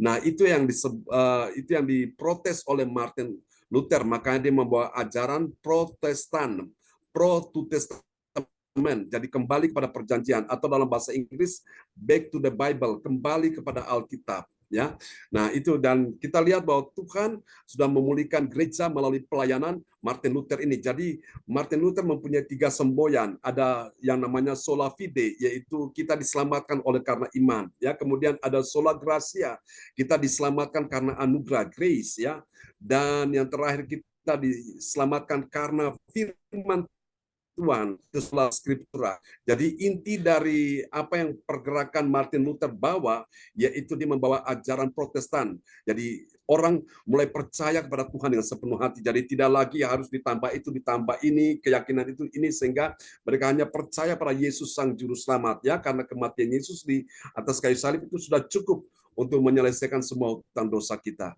Itu yang untuk Martin Luther. Sementara yang John Wesley ini, dia membawa ajaran gereja tentang ini kekudusan, ya. Jadi Tuhan pakai dia luar biasa. John Wesley ini, jadi dia membawa ajaran kekudusan. Jadi apa artinya orang percaya Yesus, ya, lalu dia masih hidup dalam dosa, maka itu dosa menyebabkan dia tidak bisa untuk jumpa dengan Tuhan, dan dosa ini menjadi penyebab dia mengalami keadaan-keadaan yang buruk, sehingga makanya John Wesley dia membawa ajaran metodis, ya, dan kita lihat bahwa di dalam ajaran metodis ini mereka menekankan tentang kekudusan, karena Alkitab berkata kuduslah kamu sebab aku kudus. Jadi Tuhan berdiam di baitnya yang kudus, dan Yesus bilang berbahagialah orang suci hatinya, atau suci hatinya karena mereka akan memandang Allah. Nah, itu dibawa oleh kedua tokoh ini, yaitu Martin Luther untuk ajaran Protestan, yaitu ciri yang dia kembalikan, yaitu iman. Tuhan kembalikan iman dalam gereja. Lalu kemudian John Wesley, ajaran tentang kekudusan ini. Sebetulnya ada satu lagi, ada tokoh yang namanya Anabaptis, itu yang membawa ajaran tentang baptisan, ya. Dan memang itu semua kalau kita belajar dari pergerakan bagaimana gereja dipulihkan, seperti Tuhan pakai orang-orang yang benar-benar Tuhan persiapkan mereka sebagai instrumennya untuk pergerakan Allah. Jadi nama-nama yang tadi sudah disebutkan itu, ada Martin Luther, kemudian ada John Wesley, kemudian ada Anabaptis, ada masih banyak lagi. Dan saya percaya sampai pada generasi kita ini, kita akan dibawa Tuhan untuk melihat penyempurnaan gereja ini, saudaraku. Dan gereja model apa saja, semua akan menuju kepada yang namanya everlasting, ya, kekekalan, saudaraku. Jadi bagaimanapun juga semua kita akan menuju pada kekekalan, ya. Jadi itulah sebabnya kita perlu belajar tentang yang namanya kekekalan, karena semua yang dalam dunia ini sifatnya sementara, tidak ada yang langgeng. Yang kekal adalah Tuhan Yesus. Ya, begitu Pak Darmawan, ya. Ya, Pastor. Baru Pastor ada sedikit lagi, ya, sorry ada ganggu waktunya. Kemarin kan Pastor ada cerita tentang konsep Allah Tritunggal itu, Pastor. Ya. Saya agak sedikit lupa, Pastor. Berarti kalau Allah Bapa itu 3 pribadi, ya, 3 pribadi di dalam satu, ya. Ya. Bukan 1 di dalam 3, ya, Pastor. Ya, 3 di dalam 1, ya. Oh, 3 pribadi, ya. Berarti ada pribadi Allah, pribadi Bapa, pribadi Anak, dan pribadi Roh Kudus, ya. Ya. Oh, itu baru sesuai dengan Alkitabiah, ya, Pastor, ya. Ya, itu yang disebut Bukan Trinitas. 1 di dalam 3, ya, bukan, ya. Ya, jadi 1 menyatakan diri di dalam 3 pribadi. Jadi Allah itu kan esa, ya kan? Allah itu esa untuk menyatakan diri itu dalam 3 pribadi. Misalnya, kita lihat, ya, yang menciptakan langit dan bumi itu adalah Bapa. Nah, setelah langit dan bumi, bahkan dia ciptakan manusia, toh, setelah dosa masuk di Taman Eden itu mengakibatkan terjadi kerusakan, hubungan manusia dengan Tuhan terputus, hubungan manusia dengan pasangannya, ya, saling menyalahkan, suami istri menyalahkan, jadi terganggu, dan kemudian hubungan manusia dengan ciptaan yang lain, dengan hewan, dengan segala macam tanaman, dan itu menyebabkan akhirnya menimbulkan malapetaka di situ, jadi rusak. Jadi ketika Bapa menciptakan semuanya kan baik, Allah melihat semuanya itu baik, ya, dalam sejarah penciptaan di dalam kitab Kejadian pasal 1 itu. Nah, namun dosa masuk dan merusak itu. Nah, jadi makanya Bapa mengutus Yesus datang. Yesus datang untuk menyelamatkan, termasuk menyelamatkan manusia ini. Ya kan? Yesus datang menyelesaikan karya keselamatan di atas kayu salib, dia mati, dan Yesus berkata sudah selesai. Dan pada waktu dia naik ke sorga, dia tidak biarkan kita sendiri. Dia berikan Roh Kudus bagi kita. Roh Kudus inilah yang akan datang menuntun kita ke dalam kebenaran, yang akan menghibur kita. Dia sebagai Roh penolong yang menolong kita semua, ya. Seperti Berarti jadi, 3 pribadi ya, Pastor ya? ya, 3 ya? pribadi, Nah, tiga Allah di dalam tiga- satu pribadi. Tapi tiga. kalau Allah ingin menyatakan diri itu kan dalam 3 pribadi itu, ya kan? 3 Berarti pribadi. ada pribadi tersendiri ya, Pastor ya? Karena Ya, selama ini aku berpikir kan satu di dalam tiga pribadi gitu, bukan ya? Tapi 3 ya, pribadi di dalam satu ya, Pastor. ya. Yang kita kenal yaitu Tuhan Yesus. Nah, yang sesuai Alkitabiah itu memang 3 pribadi ya, berarti ada pribadi Bapa, ada pribadi Anak, dan pribadi Roh Kudus ya. Roh Kudus, ya. Nah, oh iya, ya, oke Pastor. Nah, saya udah benar mengerti. Terima kasih banyak ya atas pengajaran Sama-sama. firman Tuhannya. Ya, Tuhan berkati pelayanan Pastor. Amin. Ada lagi yang mau bertanya, Bu Ratna, Bu Lidieka?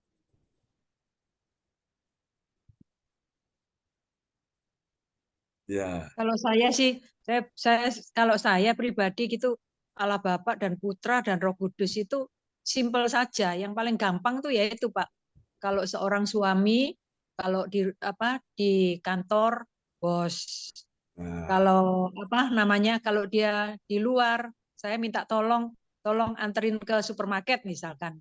Ya jadi supir gitu aja. Kemudian kalau di rumah, pas waktu itu nggak ada pembantu, minta tolong ini ya korah-korahan ini misalkan, itu yang paling gampang itu gitu Pak. Kalau saya jelasin tuh gitu. ya. Iya gitu kan Pak. Ya, jadi seperti yang saya Luar biasa. ilustrasikan ya, Gitu, luar ya, biasa. gitu. Tepuk tangan dulu. Ya, itu gitu. Yang saya ilustrasikan itu kan Tapi konsepnya seperti Ibu Lydia Eka itu kan, kemarin saya juga percaya seperti itu, Bu. Misalnya yang Ibu cerita itu kan, di mana kalau di rumah sebagai ayah, misalnya di sekolah, sebagai dosen, dan di apa itu sebagai apa kan. Tapi ternyata saya kaji-kaji ulang itu, Bu. Maaf kalau saya salah ya. Itu ada keliru, Bu. Karena dia 3 pribadi, Bu. 3 pribadi. Jadi kalau misalnya yang Ibu maksud itu kan sama dengan konsep yang saya pikir itu, berarti 1 pribadi di dalam 3 fungsi, Bu. Itu berarti kan tetap satu kan. Jesus itu sebagai Bapa, Jesus itu sebagai Anak, dan Jesus itu sebagai Roh Kudus. Yang tadi yang kita sama-sama Ibu bicara itu kan, saya pertama konsepnya seperti itu, Bu. Tapi setelah saya kaji-kaji ulang di Alkitabiah, ternyata mungkin saya salah. Makanya saya tanya pastor. Ternyata konsep Tritunggal itu adalah 3 pribadi, Bu. Nah, makanya tadi saya 3 pribadi di dalam satu keesaan itu, Bu. Makanya tadi saya tanya sekali karena kemarin saya juga berpikirannya seperti Ibu. Nah, seperti ya, kalau di rumah dia sebagai bapak, di sekolah atau apa sebagai dosen, atau di kantor sebagai bos gitu kan. Nah, berarti ujungnya intinya kan satu kan. Nah, tapi keliru kita, Bu. Beda. Rupanya dia 3 pribadi, Bu. Jadi bapak tetap ada pribadi bapak, dan pribadi anak itu yaitu Yesus sendiri, dan ada pribadi Roh Kudus ya. Betul ya, Pastor ya? Atau gimana, Pastor? ya, jadi sebetulnya gini, memang kita memahami konsep Trinitas ini kan sebetulnya sangat apa namanya, kalau kita lihat ya, itu semua itu dia mempunyai fungsinya masing-masing ya. Ya. Kalau kita lihat Tapi 3 Bapa, pribadi berbeda kan, Pastor? ya, Karena saya Bapa, kaji-kaji Alkitab kan, saya terus belajar terus, kaji terus kan. ya, Ternyata 3 pribadi aku temukan, bukan satu di dalam 3. Kalau satu di dalam 3 berarti sama kayak Muslim, Pastor. Muslim itu kan satu, tapi dia mengakui ke Allah itu tiada Tuhan selain Allah, berarti satu yang Maha Kuasa. Kalau kita Kristen kan 3 pribadi. ya. Allah Bapa, Allah Putra, Allah Kudus, betul nggak kira-kira? Jadi Maka saya gini, masih belajar ya, ini. jadi gini Nah. Pak Darmawan, jadi kita perlu hati-hati di sini, Ya, karena ini kadang-kadang nanti akhirnya setan membuat kita jadi bingung ya. ya. Jadi gini, jadi kita perlu hati-hati karena dengan adanya kita belajar Alkitab ini makin hari kita semakin mengerti. Jadi setan kadang-kadang membuat orang-orang jadi bingung gitu. Nah sebetulnya ini kita mengerti bahwa Nah, makanya saya ya, ingin penjelasan pastor gitu. ya, Saya belajar. Bapak itu kan fungsinya dia sebagai Bapa yang penuh dengan kasih, ya, dia Bapa yang peduli, yang memperhatikan anak-anaknya karena dia pencipta alam semesta, creator, dia pencipta. Nah, Dan ketika dia menciptakan, Bapa yang menciptakan semuanya ini jadi rusak oleh karena dosa ulah dari manusia ini, maka Yesus datang sebagai Savior, sebagai Juru Selamat. Nah, Yesus dipilih karena benar-benar dia yang paling cocok menjadi Juru Selamat. Dari semua Rasul dan Nabi, hanya Yesus yang memenuhi kriteria itu sebagai Sang Juru Selamat. Nah, setelah dia menyelamatkan manusia berdosa ini, maka dia tahu bahwa dia akan pulang ke sorga. Dia utus Roh Kudus datang untuk menghibur menghibur umat Tuhan, menuntun ke dalam seluruh kebenaran. Jadi kita mengerti fungsi masing-masing dari mereka ini, Bapa, Anak, Roh Kudus, 3 di dalam satu, ya, satu pribadi yaitu Tuhan Yesus. Tapi untuk dia menyatakan karyanya, dia menyatakan pekerjaannya itu memang itu di dalam tiga pribadi ini. Ya, Bapa, Anak, dan Roh Kudus, seperti itu ya. Yang tadi saya sampaikan, Bapa itu pencipta, lalu kemudian Yesus itu penyelamat, lalu Roh Kudus itu sebagai penghibur, penolong, seperti itu. Nah, jadi seperti yang Ibu Lydia Eka tadi bilang, itu ilustrasi yang memudahkan kita ya, seperti itu. Nah, jadi ini yang kita memang perlu sadari bahwa kadang-kadang kita disebut sebagai orang kafir karena mereka bilang orang kafir ini kok menyembah 3 Allah. Kita tidak menyembah 3 Allah. Kita menyembah satu Allah, tetapi dia menyatakan karyanya itu dalam 3 pribadi, Bapa, Anak, Roh Kudus ya. Jadi Allah itu esa gitu. Nah, itu yang luar biasa. Nah, ini kadang-kadang tidak bisa dimengerti oleh orang-orang dunia seperti itu. Kenapa? Karena mereka belum mengalami akan pembaruan akal budi mereka. Makanya Yesus bilang apa? Kamu sesat oleh karena kamu tidak mengerti kitab suci, ya kan? Jadi orang yang sesat itu dia tidak mengerti akan kitab suci, sehingga itu akan membuat dia itu akhirnya benar-benar tersesat begitu. Nah, tapi kalau kita ini mengerti kitab suci, apa saudara? Kita ini perlu Roh Kudus untuk menyingkapkan rahasia-rahasia ini. Sementara kita lihat juga seorang yang ahli Taurat seperti Nikodemus, ya, dia ahli Taurat tapi karena dia belum dipenuhi Roh Kudus, dia bingung waktu Yesus berkata-kata dengan dia, kamu harus dilahirkan kembali. Sehingga dia heran, masa aku yang sudah tua sebesar ini, masa aku masuk ke dalam rahim ibuku dan dilahirkan kembali. Yesus bilang, Nikodemus, aku bicara kepadamu hal-hal yang masih sederhana, tapi kamu belum bisa mengerti. Lalu bagaimana kalau aku bicara kepadamu tentang hal-hal yang bersifat roh? Itu tambah bingung lagi. Nah, jadi sebenarnya kalau kita lihat ini sebenarnya simpel, Pak Darmawan. Jadi kita belajar bahwa ngerti ya. Ya, ngerti. Terima kasih banyak ya. Nah, karena saya terus mengkaji-kaji belajar. Apa itu orang yang mau belajar tuh bagus. Nah, jadi yang penting. Jadi kalau ada pertanyaan langsung tanya saja supaya Pak Darmawan bisa mendapatkan pencerahan ya. Nah, itu. Ya, Pak. Terima kasih banyak. Bu Lydia Eka. Ya, Bu Eka. Dan saya mau tanya, Bait Allah di Yerusalem. Itu waktu ya kan. Sekarang apakah Bait Allahnya masih ada? Itu kan sudah dibongkar ya, Pak ya? Sepertinya begitu ya, Pak. Ya, dihancurkan Jenderal Titus pada waktu itu, ya. Ketika orang-orang Romawi menyerang Yerusalem, itu sesuai dengan nubuatan Alkitab, Yesus bilang bahwa nanti batu-batu dari bangunan Bait Allah akan dirubuhkan, akan dijatuhkan, dan itu terjadi pada saat Jenderal Titus datang menyerang Yerusalem dengan pasukannya. Jadi Bait Allah memang sudah hancur, tapi nanti akan dibangun lagi Bait Allah menjelang kedatangan Tuhan kembali. Dan ini akan ramai.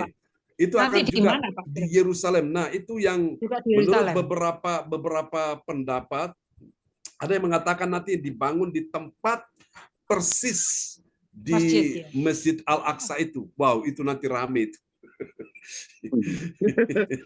Iya, itu nanti akan disebut dengan perang Harmagedon. Wah, itu ramai karena orang-orang Islam mereka bilang ini kan tempat suci mereka ini kan, dan mereka anggap bahwa disitulah tempat Abraham mempersembahkan Ishak di atas Gunung Moria gitu.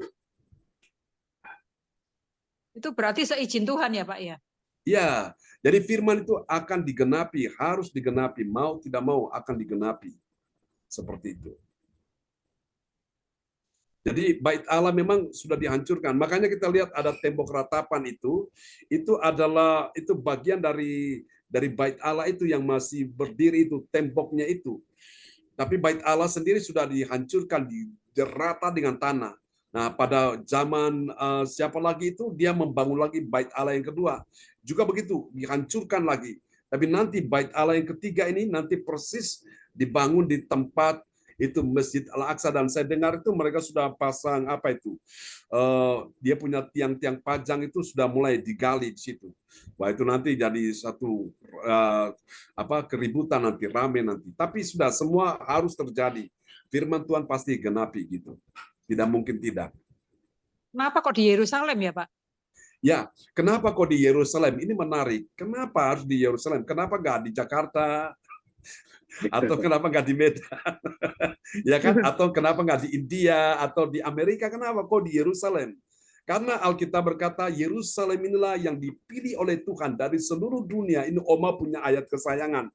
Yerusalem yang dipilih oleh Tuhan. Nah, di Yerusalem ini juga kita jangan melupakan bahwa ini merupakan sejarah lahirnya nabi-nabi dan rasul-rasulnya Tuhan di Yerusalem. Ya, itu fakta yang pertama. Lalu yang kedua, kita ingat juga bahwa di Yerusalem ini ada 3 agama yang sangat berpengaruh di dunia, yaitu apa? Pertama, Yudaisme, yaitu Yahudi. Yang kedua, Kristen. Dan yang ketiga, yaitu Islam. Ya, jadi Yudaisme atau Yahudi itu pemimpin mereka adalah Musa. Sementara Kristen itu pemimpin mereka yang menjadi panutan, yaitu Yesus, Tuhan kita. Lalu Muslim itu panutan mereka tuh Muhammad. Jadi ini 3 agama yang benar-benar mempengaruhi dunia ini ada di Yerusalem. Dan Yesus memang dia akan datang kembali ke Yerusalem. Semua mata akan melihat ke sana. Nah, bagaimana kita bisa melihat Yesus dengan mata kita? Enggak mungkin.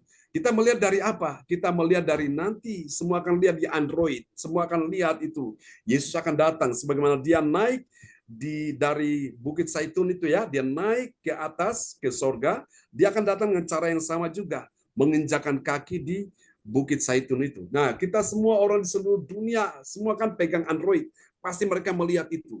Semua mata akan melihat dia, semua telinga akan mendengar, semua hati akan merasakan, semua pikiran akan tahu, semua mulut, lidah akan mengaku, lutut bertelut di hadapan Tuhan. Wow, itu sekarang dengan teknologi canggih kan, jadi dunia ini serasa tidak luas, kecil, ada di genggaman tangan kita. Kita lihat itu akan terjadi, ya. Seperti itu, Bu Deka. Jadi itu kenapa Yerusalem dipilih? Karena itu tadi alasan-alasannya itu. Ya, Yesus Tuhan kita juga kan, dia juga lahir di situ kan, di mana di tanah Yehuda, ya kan, di Bethlehem itu. Dan itulah sebabnya Tuhan pakai Salomo untuk membangun bait Allah. Sebenarnya Daud rindu membangun bait Allah, tapi karena dia suka berperang, tangannya menumpahkan darah, Tuhan tidak izinkan Daud yang membangun anaknya, yaitu Salomo. Nah, Salomo, yaitu Daud ya, mempunyai anak namanya Salomo. Nah, saya percaya bahwa inilah Salomo ini juga adalah gambaran daripada Yesus Kristus, Tuhan kita ya. Jadi bait Allah itu memang ada 2. Bait Allah yang sesungguhnya secara physically itu memang semua ada di Yerusalem. Kalau di daerah-daerah lain itu mereka semacam apa istilahnya kapel-kapel atau sinagog ya. Sinagog itu ada di daerah-daerah di luar Yerusalem. Jadi kalau orang Israel mereka pergi ke Yerusalem itu memang ada di situ ada pusat di mana mereka datang untuk menyembah Tuhan di situ. Sebagaimana dikatakan dalam kitab Sakaria, katakanlah kepada mereka dari tiap-tiap bangsa, jika mereka tidak datang menyembah di Yerusalem, kepada mereka tidak akan turun hujan. Jadi mereka datang ke Yerusalem, mereka beribadah di sana, ya. Jadi itulah sebabnya Yerusalem itu menjadi sesuatu ikon yang sangat terkenal sekali di mana di sana di Timur Tengah, karena di sana ada bait Allah yang pertama. Lalu yang kedua, sejarah nabi-nabi, ya rasul-rasul itu lahir dari Yerusalem. Dan yang ketiga yaitu di Yerusalem ini ada 3 pusat agama penting di dunia ini, yaitu Yudaisme atau Yahudi itu ya, dan pemimpin mereka yang mereka sangat kultuskan yaitu Musa. Lalu kemudian Kristen yang mereka sangat puja dan puji kita semua ini adalah Tuhan Yesus. Lalu yang ketiga Islam, Muslim ini yang mereka sangat hormati dia, mereka sangat harga dia, yaitu Nabi mereka Muhammad. Ya, jadi 3 agama penting ini ada di Yerusalem itu. Ya, begitu Bu Lidiaka. Jadi nanti kita kumpulkan uang, berdoa ya, kalau Tuhan izinkan, suatu hari kita bisa Holy Land ke sana ya. Puji Tuhan. Saya sudah pergi ke sana itu tahun 2000 yang lalu, dan itu semua anugerah Tuhan benar-benar ya. Benar-benar, dan kita lihat sekarang produk-produk yang dipakai oleh masyarakat dunia ini kan itu penemuan-penemuan orang Yahudi semua tuh. Ya kan, apa saja yang kita pegang itu yang kita lihat dijual di toko yang ada di rumah kita tuh penemuan orang-orang Yahudi semua tuh. Jadi kalau ada orang benci sama Yahudi itu salah besar itu. Mereka tidak fair, benci orang Yahudi tapi mau pakai produknya penemuannya orang Yahudi. Dan itu rata-rata hadiah Nobel itu dimenangkan oleh orang-orang Yahudi itu. Waduh, hebat-hebat itu. Itu sebagian besar dimenangkan oleh orang-orang Yahudi karena saking pintarnya mereka. Dan sekarang mereka lagi menemukan satu alat, itu nanti satu hari orang tidak beli air galon lagi, Bu Eka. Itu orang cuma pakai alat itu aja, dia dari sinar matahari, itu langsung dia bisa mengeluarkan air di situ. Jadi seperti kita punya dispenser, kita tinggal pencet saja, tidak perlu pakai air galon aqua taruh di atas dispenser, nggak perlu lagi. Itu dipencet saja, itu tiba-tiba airnya keluar dan kita bisa minum. Itu karena mereka menyedot dari ini ya, dari udara. Jadi udara itu disedot masuk di dalam alat itu sehingga dia mengubah molekul-molekul itu, uap itu jadi cairan sehingga itu bisa diminum. Itu hebat itu orang di sana. Bahkan mereka mengubahkan padang gurun itu menjadi kebun buah-buahan, saking pintarnya mereka. Luar biasa, karena memang bangsa ini sudah dijanjikan Tuhan. Mereka akan menjadi berkat bagi semua bangsa di muka bumi. Dan Tuhan perintahkan kita untuk memberkati mereka. Jadi ketika kita memberkati mereka, kita akan diberkati. Nah, saya pada waktu tahun 1997, saya bermimpi ada satu kawasan yang begitu indah. Dia kawasan yang hijau sekali. Lalu saya tanya, itu negeri apa Tuhan? Roh Kudus bicara, itulah Israel. Sejak tahun 1997 saya berdoa memberkati bangsa Israel. Dari 97, 98, 99, pas tahun 2000 kemudian Tuhan bawa saya pergi ke Israel. Itu luar biasa tuh. Jadi keajaiban Tuhan tuh sungguh-sungguh hebat ya. Oke, berdoa kalau Tuhan izinkan suatu hari kita bisa ke sana lagi, Bu Eka. Amin. Pak Darmawan ya, tidak ada mustahil. Amin. Kalau orang Islam kan mereka pergi ibarat umroh. Mereka naik haji kan, mereka pergi ke tanah suci mereka di Mekah ya, Saudi Arabia. Nah, kita ke Israel ya, ke Yerusalem. Di sana kita mengikuti Napatilas, perjalanan Tuhan Yesus ya, sejarah nabi-nabi kan dari situ, rasul-rasul juga yang tadi kita sudah bicarakan tentang bait Allah itu. Ya, Bu Lidiaka, teman kita Pak, kan, berarti, Ibu, ya. Berarti nantinya mungkin Tuhan itu datang ke Yerusalem ya untuk kedua kalinya ya. Bisa Ya, juga ya, Pak. iya Iya kan? itu pasti, Pasti itu ya? pasti. Jadi ketika dia itu datang, dia akan menginjakan kaki di situ dulu. Dia akan menginjakan, karena waktu Yesus kan naik ke sorga, pada saat Yesus naik ke sorga kan murid-murid kan menatap ke atas. Dan tiba-tiba ada malaikat berkata, hai orang-orang Galilea, kenapa kamu memandang Yesus yang naik ke sorga? Yesus yang naik ke sorga ini dia akan datang dengan cara yang sama. Jadi sebagaimana dia naik dari atas Bukit Zaitun, dia akan datang juga turun ke atas Bukit Zaitun. Dan nanti semua kita akan lihat, semua stasiun TV, semua nanti dari berita-berita di internet viral, semua akan melihat dia, semua mata akan melihat dia di Android itu. Karena semua orang masyarakat dunia kan hampir semua sekarang sudah punya Android, jadi mereka akan lihat. Mungkin yang nggak punya Android, dia lihat lewat TV. Jadi semua akan lihat siaran itu yang sama dipancarkan secara massal. Jadi baik mereka yang mungkin di sana mereka lihat pada waktu pagi, ada yang lihat pada waktu malam, ada yang lihat pada waktu tengah hari. Nah, ini kan waktu dari berbagai macam negara atau daerah ini kan beda-beda waktunya. Semua akan melihat itu. Yesus datang pada saat semua orang lagi tertidur itu. Nah, kalau kita berjaga-jaga kan kita pasti bisa tidak sampai ini ya tertinggal, tapi kita semua dalam keadaan diselamatkan Tuhan. Ya. Jadi makanya kita belajar kitab suci ini makin hari makin dalam, makin indah. Pak Darmawan ya. Ya, saya mendorong untuk ayo kita banyak belajar Alkitab, kita mengkaji lebih banyak begitu. Jadi kita lihat bahwa banyak penulis-penulis buku itu mereka juga ambil dari Alkitab, tapi sumbernya kan dari situ. Nah, kita semua tentunya untuk membantu kita untuk memahami Alkitab ini kan kita kan perlu untuk seperti buku-buku tafsir juga supaya kita bisa mengerti makna yang sebenarnya. Dan sekarang ini kita lihat teknologi canggih ini banyak sekali, kita tidak sulit untuk menemukan dia punya sumber-sumber yang bisa menjelaskan itu, kita bisa memahami itu. Ya, boleh tahu Pak Darmawan belajar Alkitab, ada sumber-sumber yang lain yang Pak Darmawan belajar di mana? Saya ada ikut Bible study, Pak Pastor. Cuma kadang-kadang kan dia waktunya kan singkat Iya. di Medan kan. Cuma ya mungkin nggak banyak kesempatan tanya. Jadi aku belajar sendiri juga lihat di Alkitab. Jadi pas kesempatan ini saya kan sangat mengagumi Pastor John. Jadi saya banyak tanya ke Pastor. Mudah-mudahan bisa membuat saya bisa banyak mengetahui lah, belajar tentang konsep Alkitabiah gitu. Ya, itu saya ingat di Kediri ada satu bapak namanya Bapak Edi ya. Dia ini dia cerita kepada saya, dia ini ibarat semacam dedengkot ya. Dedengkot itu apa Bu Eka? Dedengkot itu kalau orang Katolik itu dia tuh dedengkotnya. Jadi orang yang berpengaruh lah di dalam gereja Katolik. Nah, dia paling suka kalau saya datang ke tokonya dia. Jadi kalau saya datang ke tokonya dia tuh dia tanya apa saja yang dia mau tanya. Kadang-kadang dia sudah ikut juga Bible study, ikut ada pelajaran Alkitab di gereja. Tapi pada waktu dia tanya ke saya, dia bilang, wah Pak John jelaskan ini saya lebih mudah mengerti. Tapi kalau yang guru agama yang di gereja itu apakah Romo atau mungkin Frater, jelaskan kok. Ini dia nggak ngerti gitu, tapi ketika saya menjelaskan itu dia lebih mudah menangkap, memahami. Saya bilang ya memang masing-masing orang kan punya cara penjelasan beda-beda. Tapi inilah memang semua ini saya percaya bahwa Roh Kudus yang menyingkapkan semuanya itu. Ya Pak Darmawan ya, Pak Ya, Bu Pastor. Lidieka, Terima kasih banyak. tetap semangat untuk mempelajari Alkitab.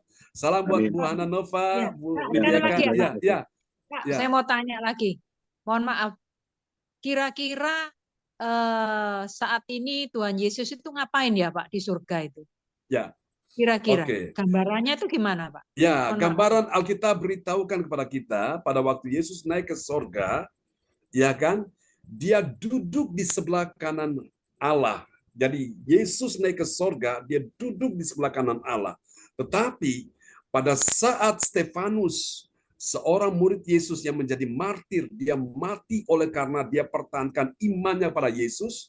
Pada saat dia dilempari batu, dia dihukum ya saudara-saudara, dia benar-benar dirajam batu. Nah, pada saat Stefanus itu dia mengalami siksaan yang luar biasa, Alkitab berkata, Yesus yang sebelumnya Yesus itu duduk di sebelah kanan Allah, tiba-tiba Yesus berdiri. Dia berdiri untuk apa? Memberikan penghormatan. Jadi itu yang pertama yang kita ketahui.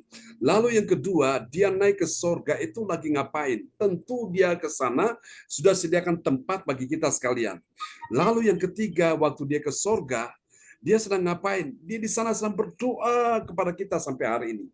Jadi kita semua yang ada dalam dunia ini sebagai orang percaya kepadanya, sebagai pengikutnya ini, Yesus sedang berdoa kepada kita. Jadi tanpa kita sadari dia terus berdoa, makanya disebut sebagai imam besar yang agung. Imam itu kan dia kan selalu mempersembahkan ya korban-korban persembahan, yaitu doa-doanya, dupa-dupa yang berbau harum. Nah, itulah Yesus. Sebagaimana yang dinubuatkan dalam Alkitab, di dalam Injil Matius ya, pada waktu orang-orang Majus, mereka membawa persembahan kepada Yesus itu kan, yaitu pertama emas, kemudian kemenyan, dan mur. Nah, emas ini kan menggambarkan Yesus sebagai raja. Jadi raja di atas segala raja, dan dia sedang duduk di atas tahtanya. Jadi kalau Ibu Lidia mau tahu dia sedang ngapain ya? Ada duduk di atas tahtanya sebagai raja, dia berkuasa dan di sana semua makhluk sedang memuji menyembah dia. Itu. Lalu yang kemudian yang kedua yang mereka bawa selain emas apa? Yaitu mur. Mur ini sebagai menunjukkan bahwa Yesus inilah sebagai seorang sang juru selamat ya, sebagai penyelamat dunia ini. Nah, itu mur itu menggambarkan bahwa Yesus dia akan mati sebagai sang juru selamat. Tuh. Lalu kemudian yang mereka bawa itu adalah kemenyan. Nah, kemenyan ini bicara tentang Yesus ini sebagai imam besar yang agung. Jadi Yesus itu dia menjadi pengantara antara kita dengan Bapa. Dia menjadi mediasi, mendamaikan kita dengan Bapa. Jadi itu Yesus ya di sorga. Dia telah menyelesaikan semuanya itu. Dan sekarang dia di sorga, dia duduk di taktanya. Dan di takhta itulah, walaupun dia sebagai raja, dia sebagai juru selamat juga, namun dia juga sebagai juru syafaat. Dia menjadi seorang pendoa yang masih berdoa kepada kita sekalian, supaya kita ini jangan sampai kita lemah, kita goyah iman, dan kita sampai meninggalkan Tuhan. Dia berdoa supaya kita ini kuat. Makanya kalau kita lihat di dalam Injil Yohanes pasal 17 itu, doa Yesus untuk murid-muridnya. Ya, kalau kita baca itu luar biasa. Yang saya sudah bahas di waktu yang lalu. Nah, Yesus sampai hari ini pun masih berdoa kepada kita. Maka itu, kalau kita sebagai orang-orang percaya yang selalu ingat kepada seseorang, kita berdoa untuk dia, apakah itu kepada pasangan kita, kepada orang-orang yang kita sayangi, kepada anak atau menantu, kepada cucu, atau kepada teman-teman kita, sahabat, kepada hamba-hamba Tuhan. Nah, semuanya itu ada nilainya, ada upahnya di sorga ya. Makanya kita penting sekali saling mendoakan. Jadi Pak Ramalan doakan saya setiap saat, Bu Lydia Eka doakan saya, kita saling mendoakan. Itu Bapak Ibu sekalian, kita mengikuti teladannya Yesus. Ya, jadi seperti itu Bu Lydia Eka. Ya. Ya, puji Tuhan ya. Sama-sama. Tuhan berkati. Oke, selamat malam ya teman-teman Terima kasih semua. banyak ya, Pastor. Tetap semangat ya. Sampai kita ketemu lagi. God bless you all. Salam buat keluarga di rumah, Bu Lydia Eka. Salam buat Bu Hana Nafa ya. Ya, sampai jumpa lagi. Bye-bye. Bye. Haleluya. Puji Tuhan. Amin. Terima kasih Pak John. Sama-sama, Bu.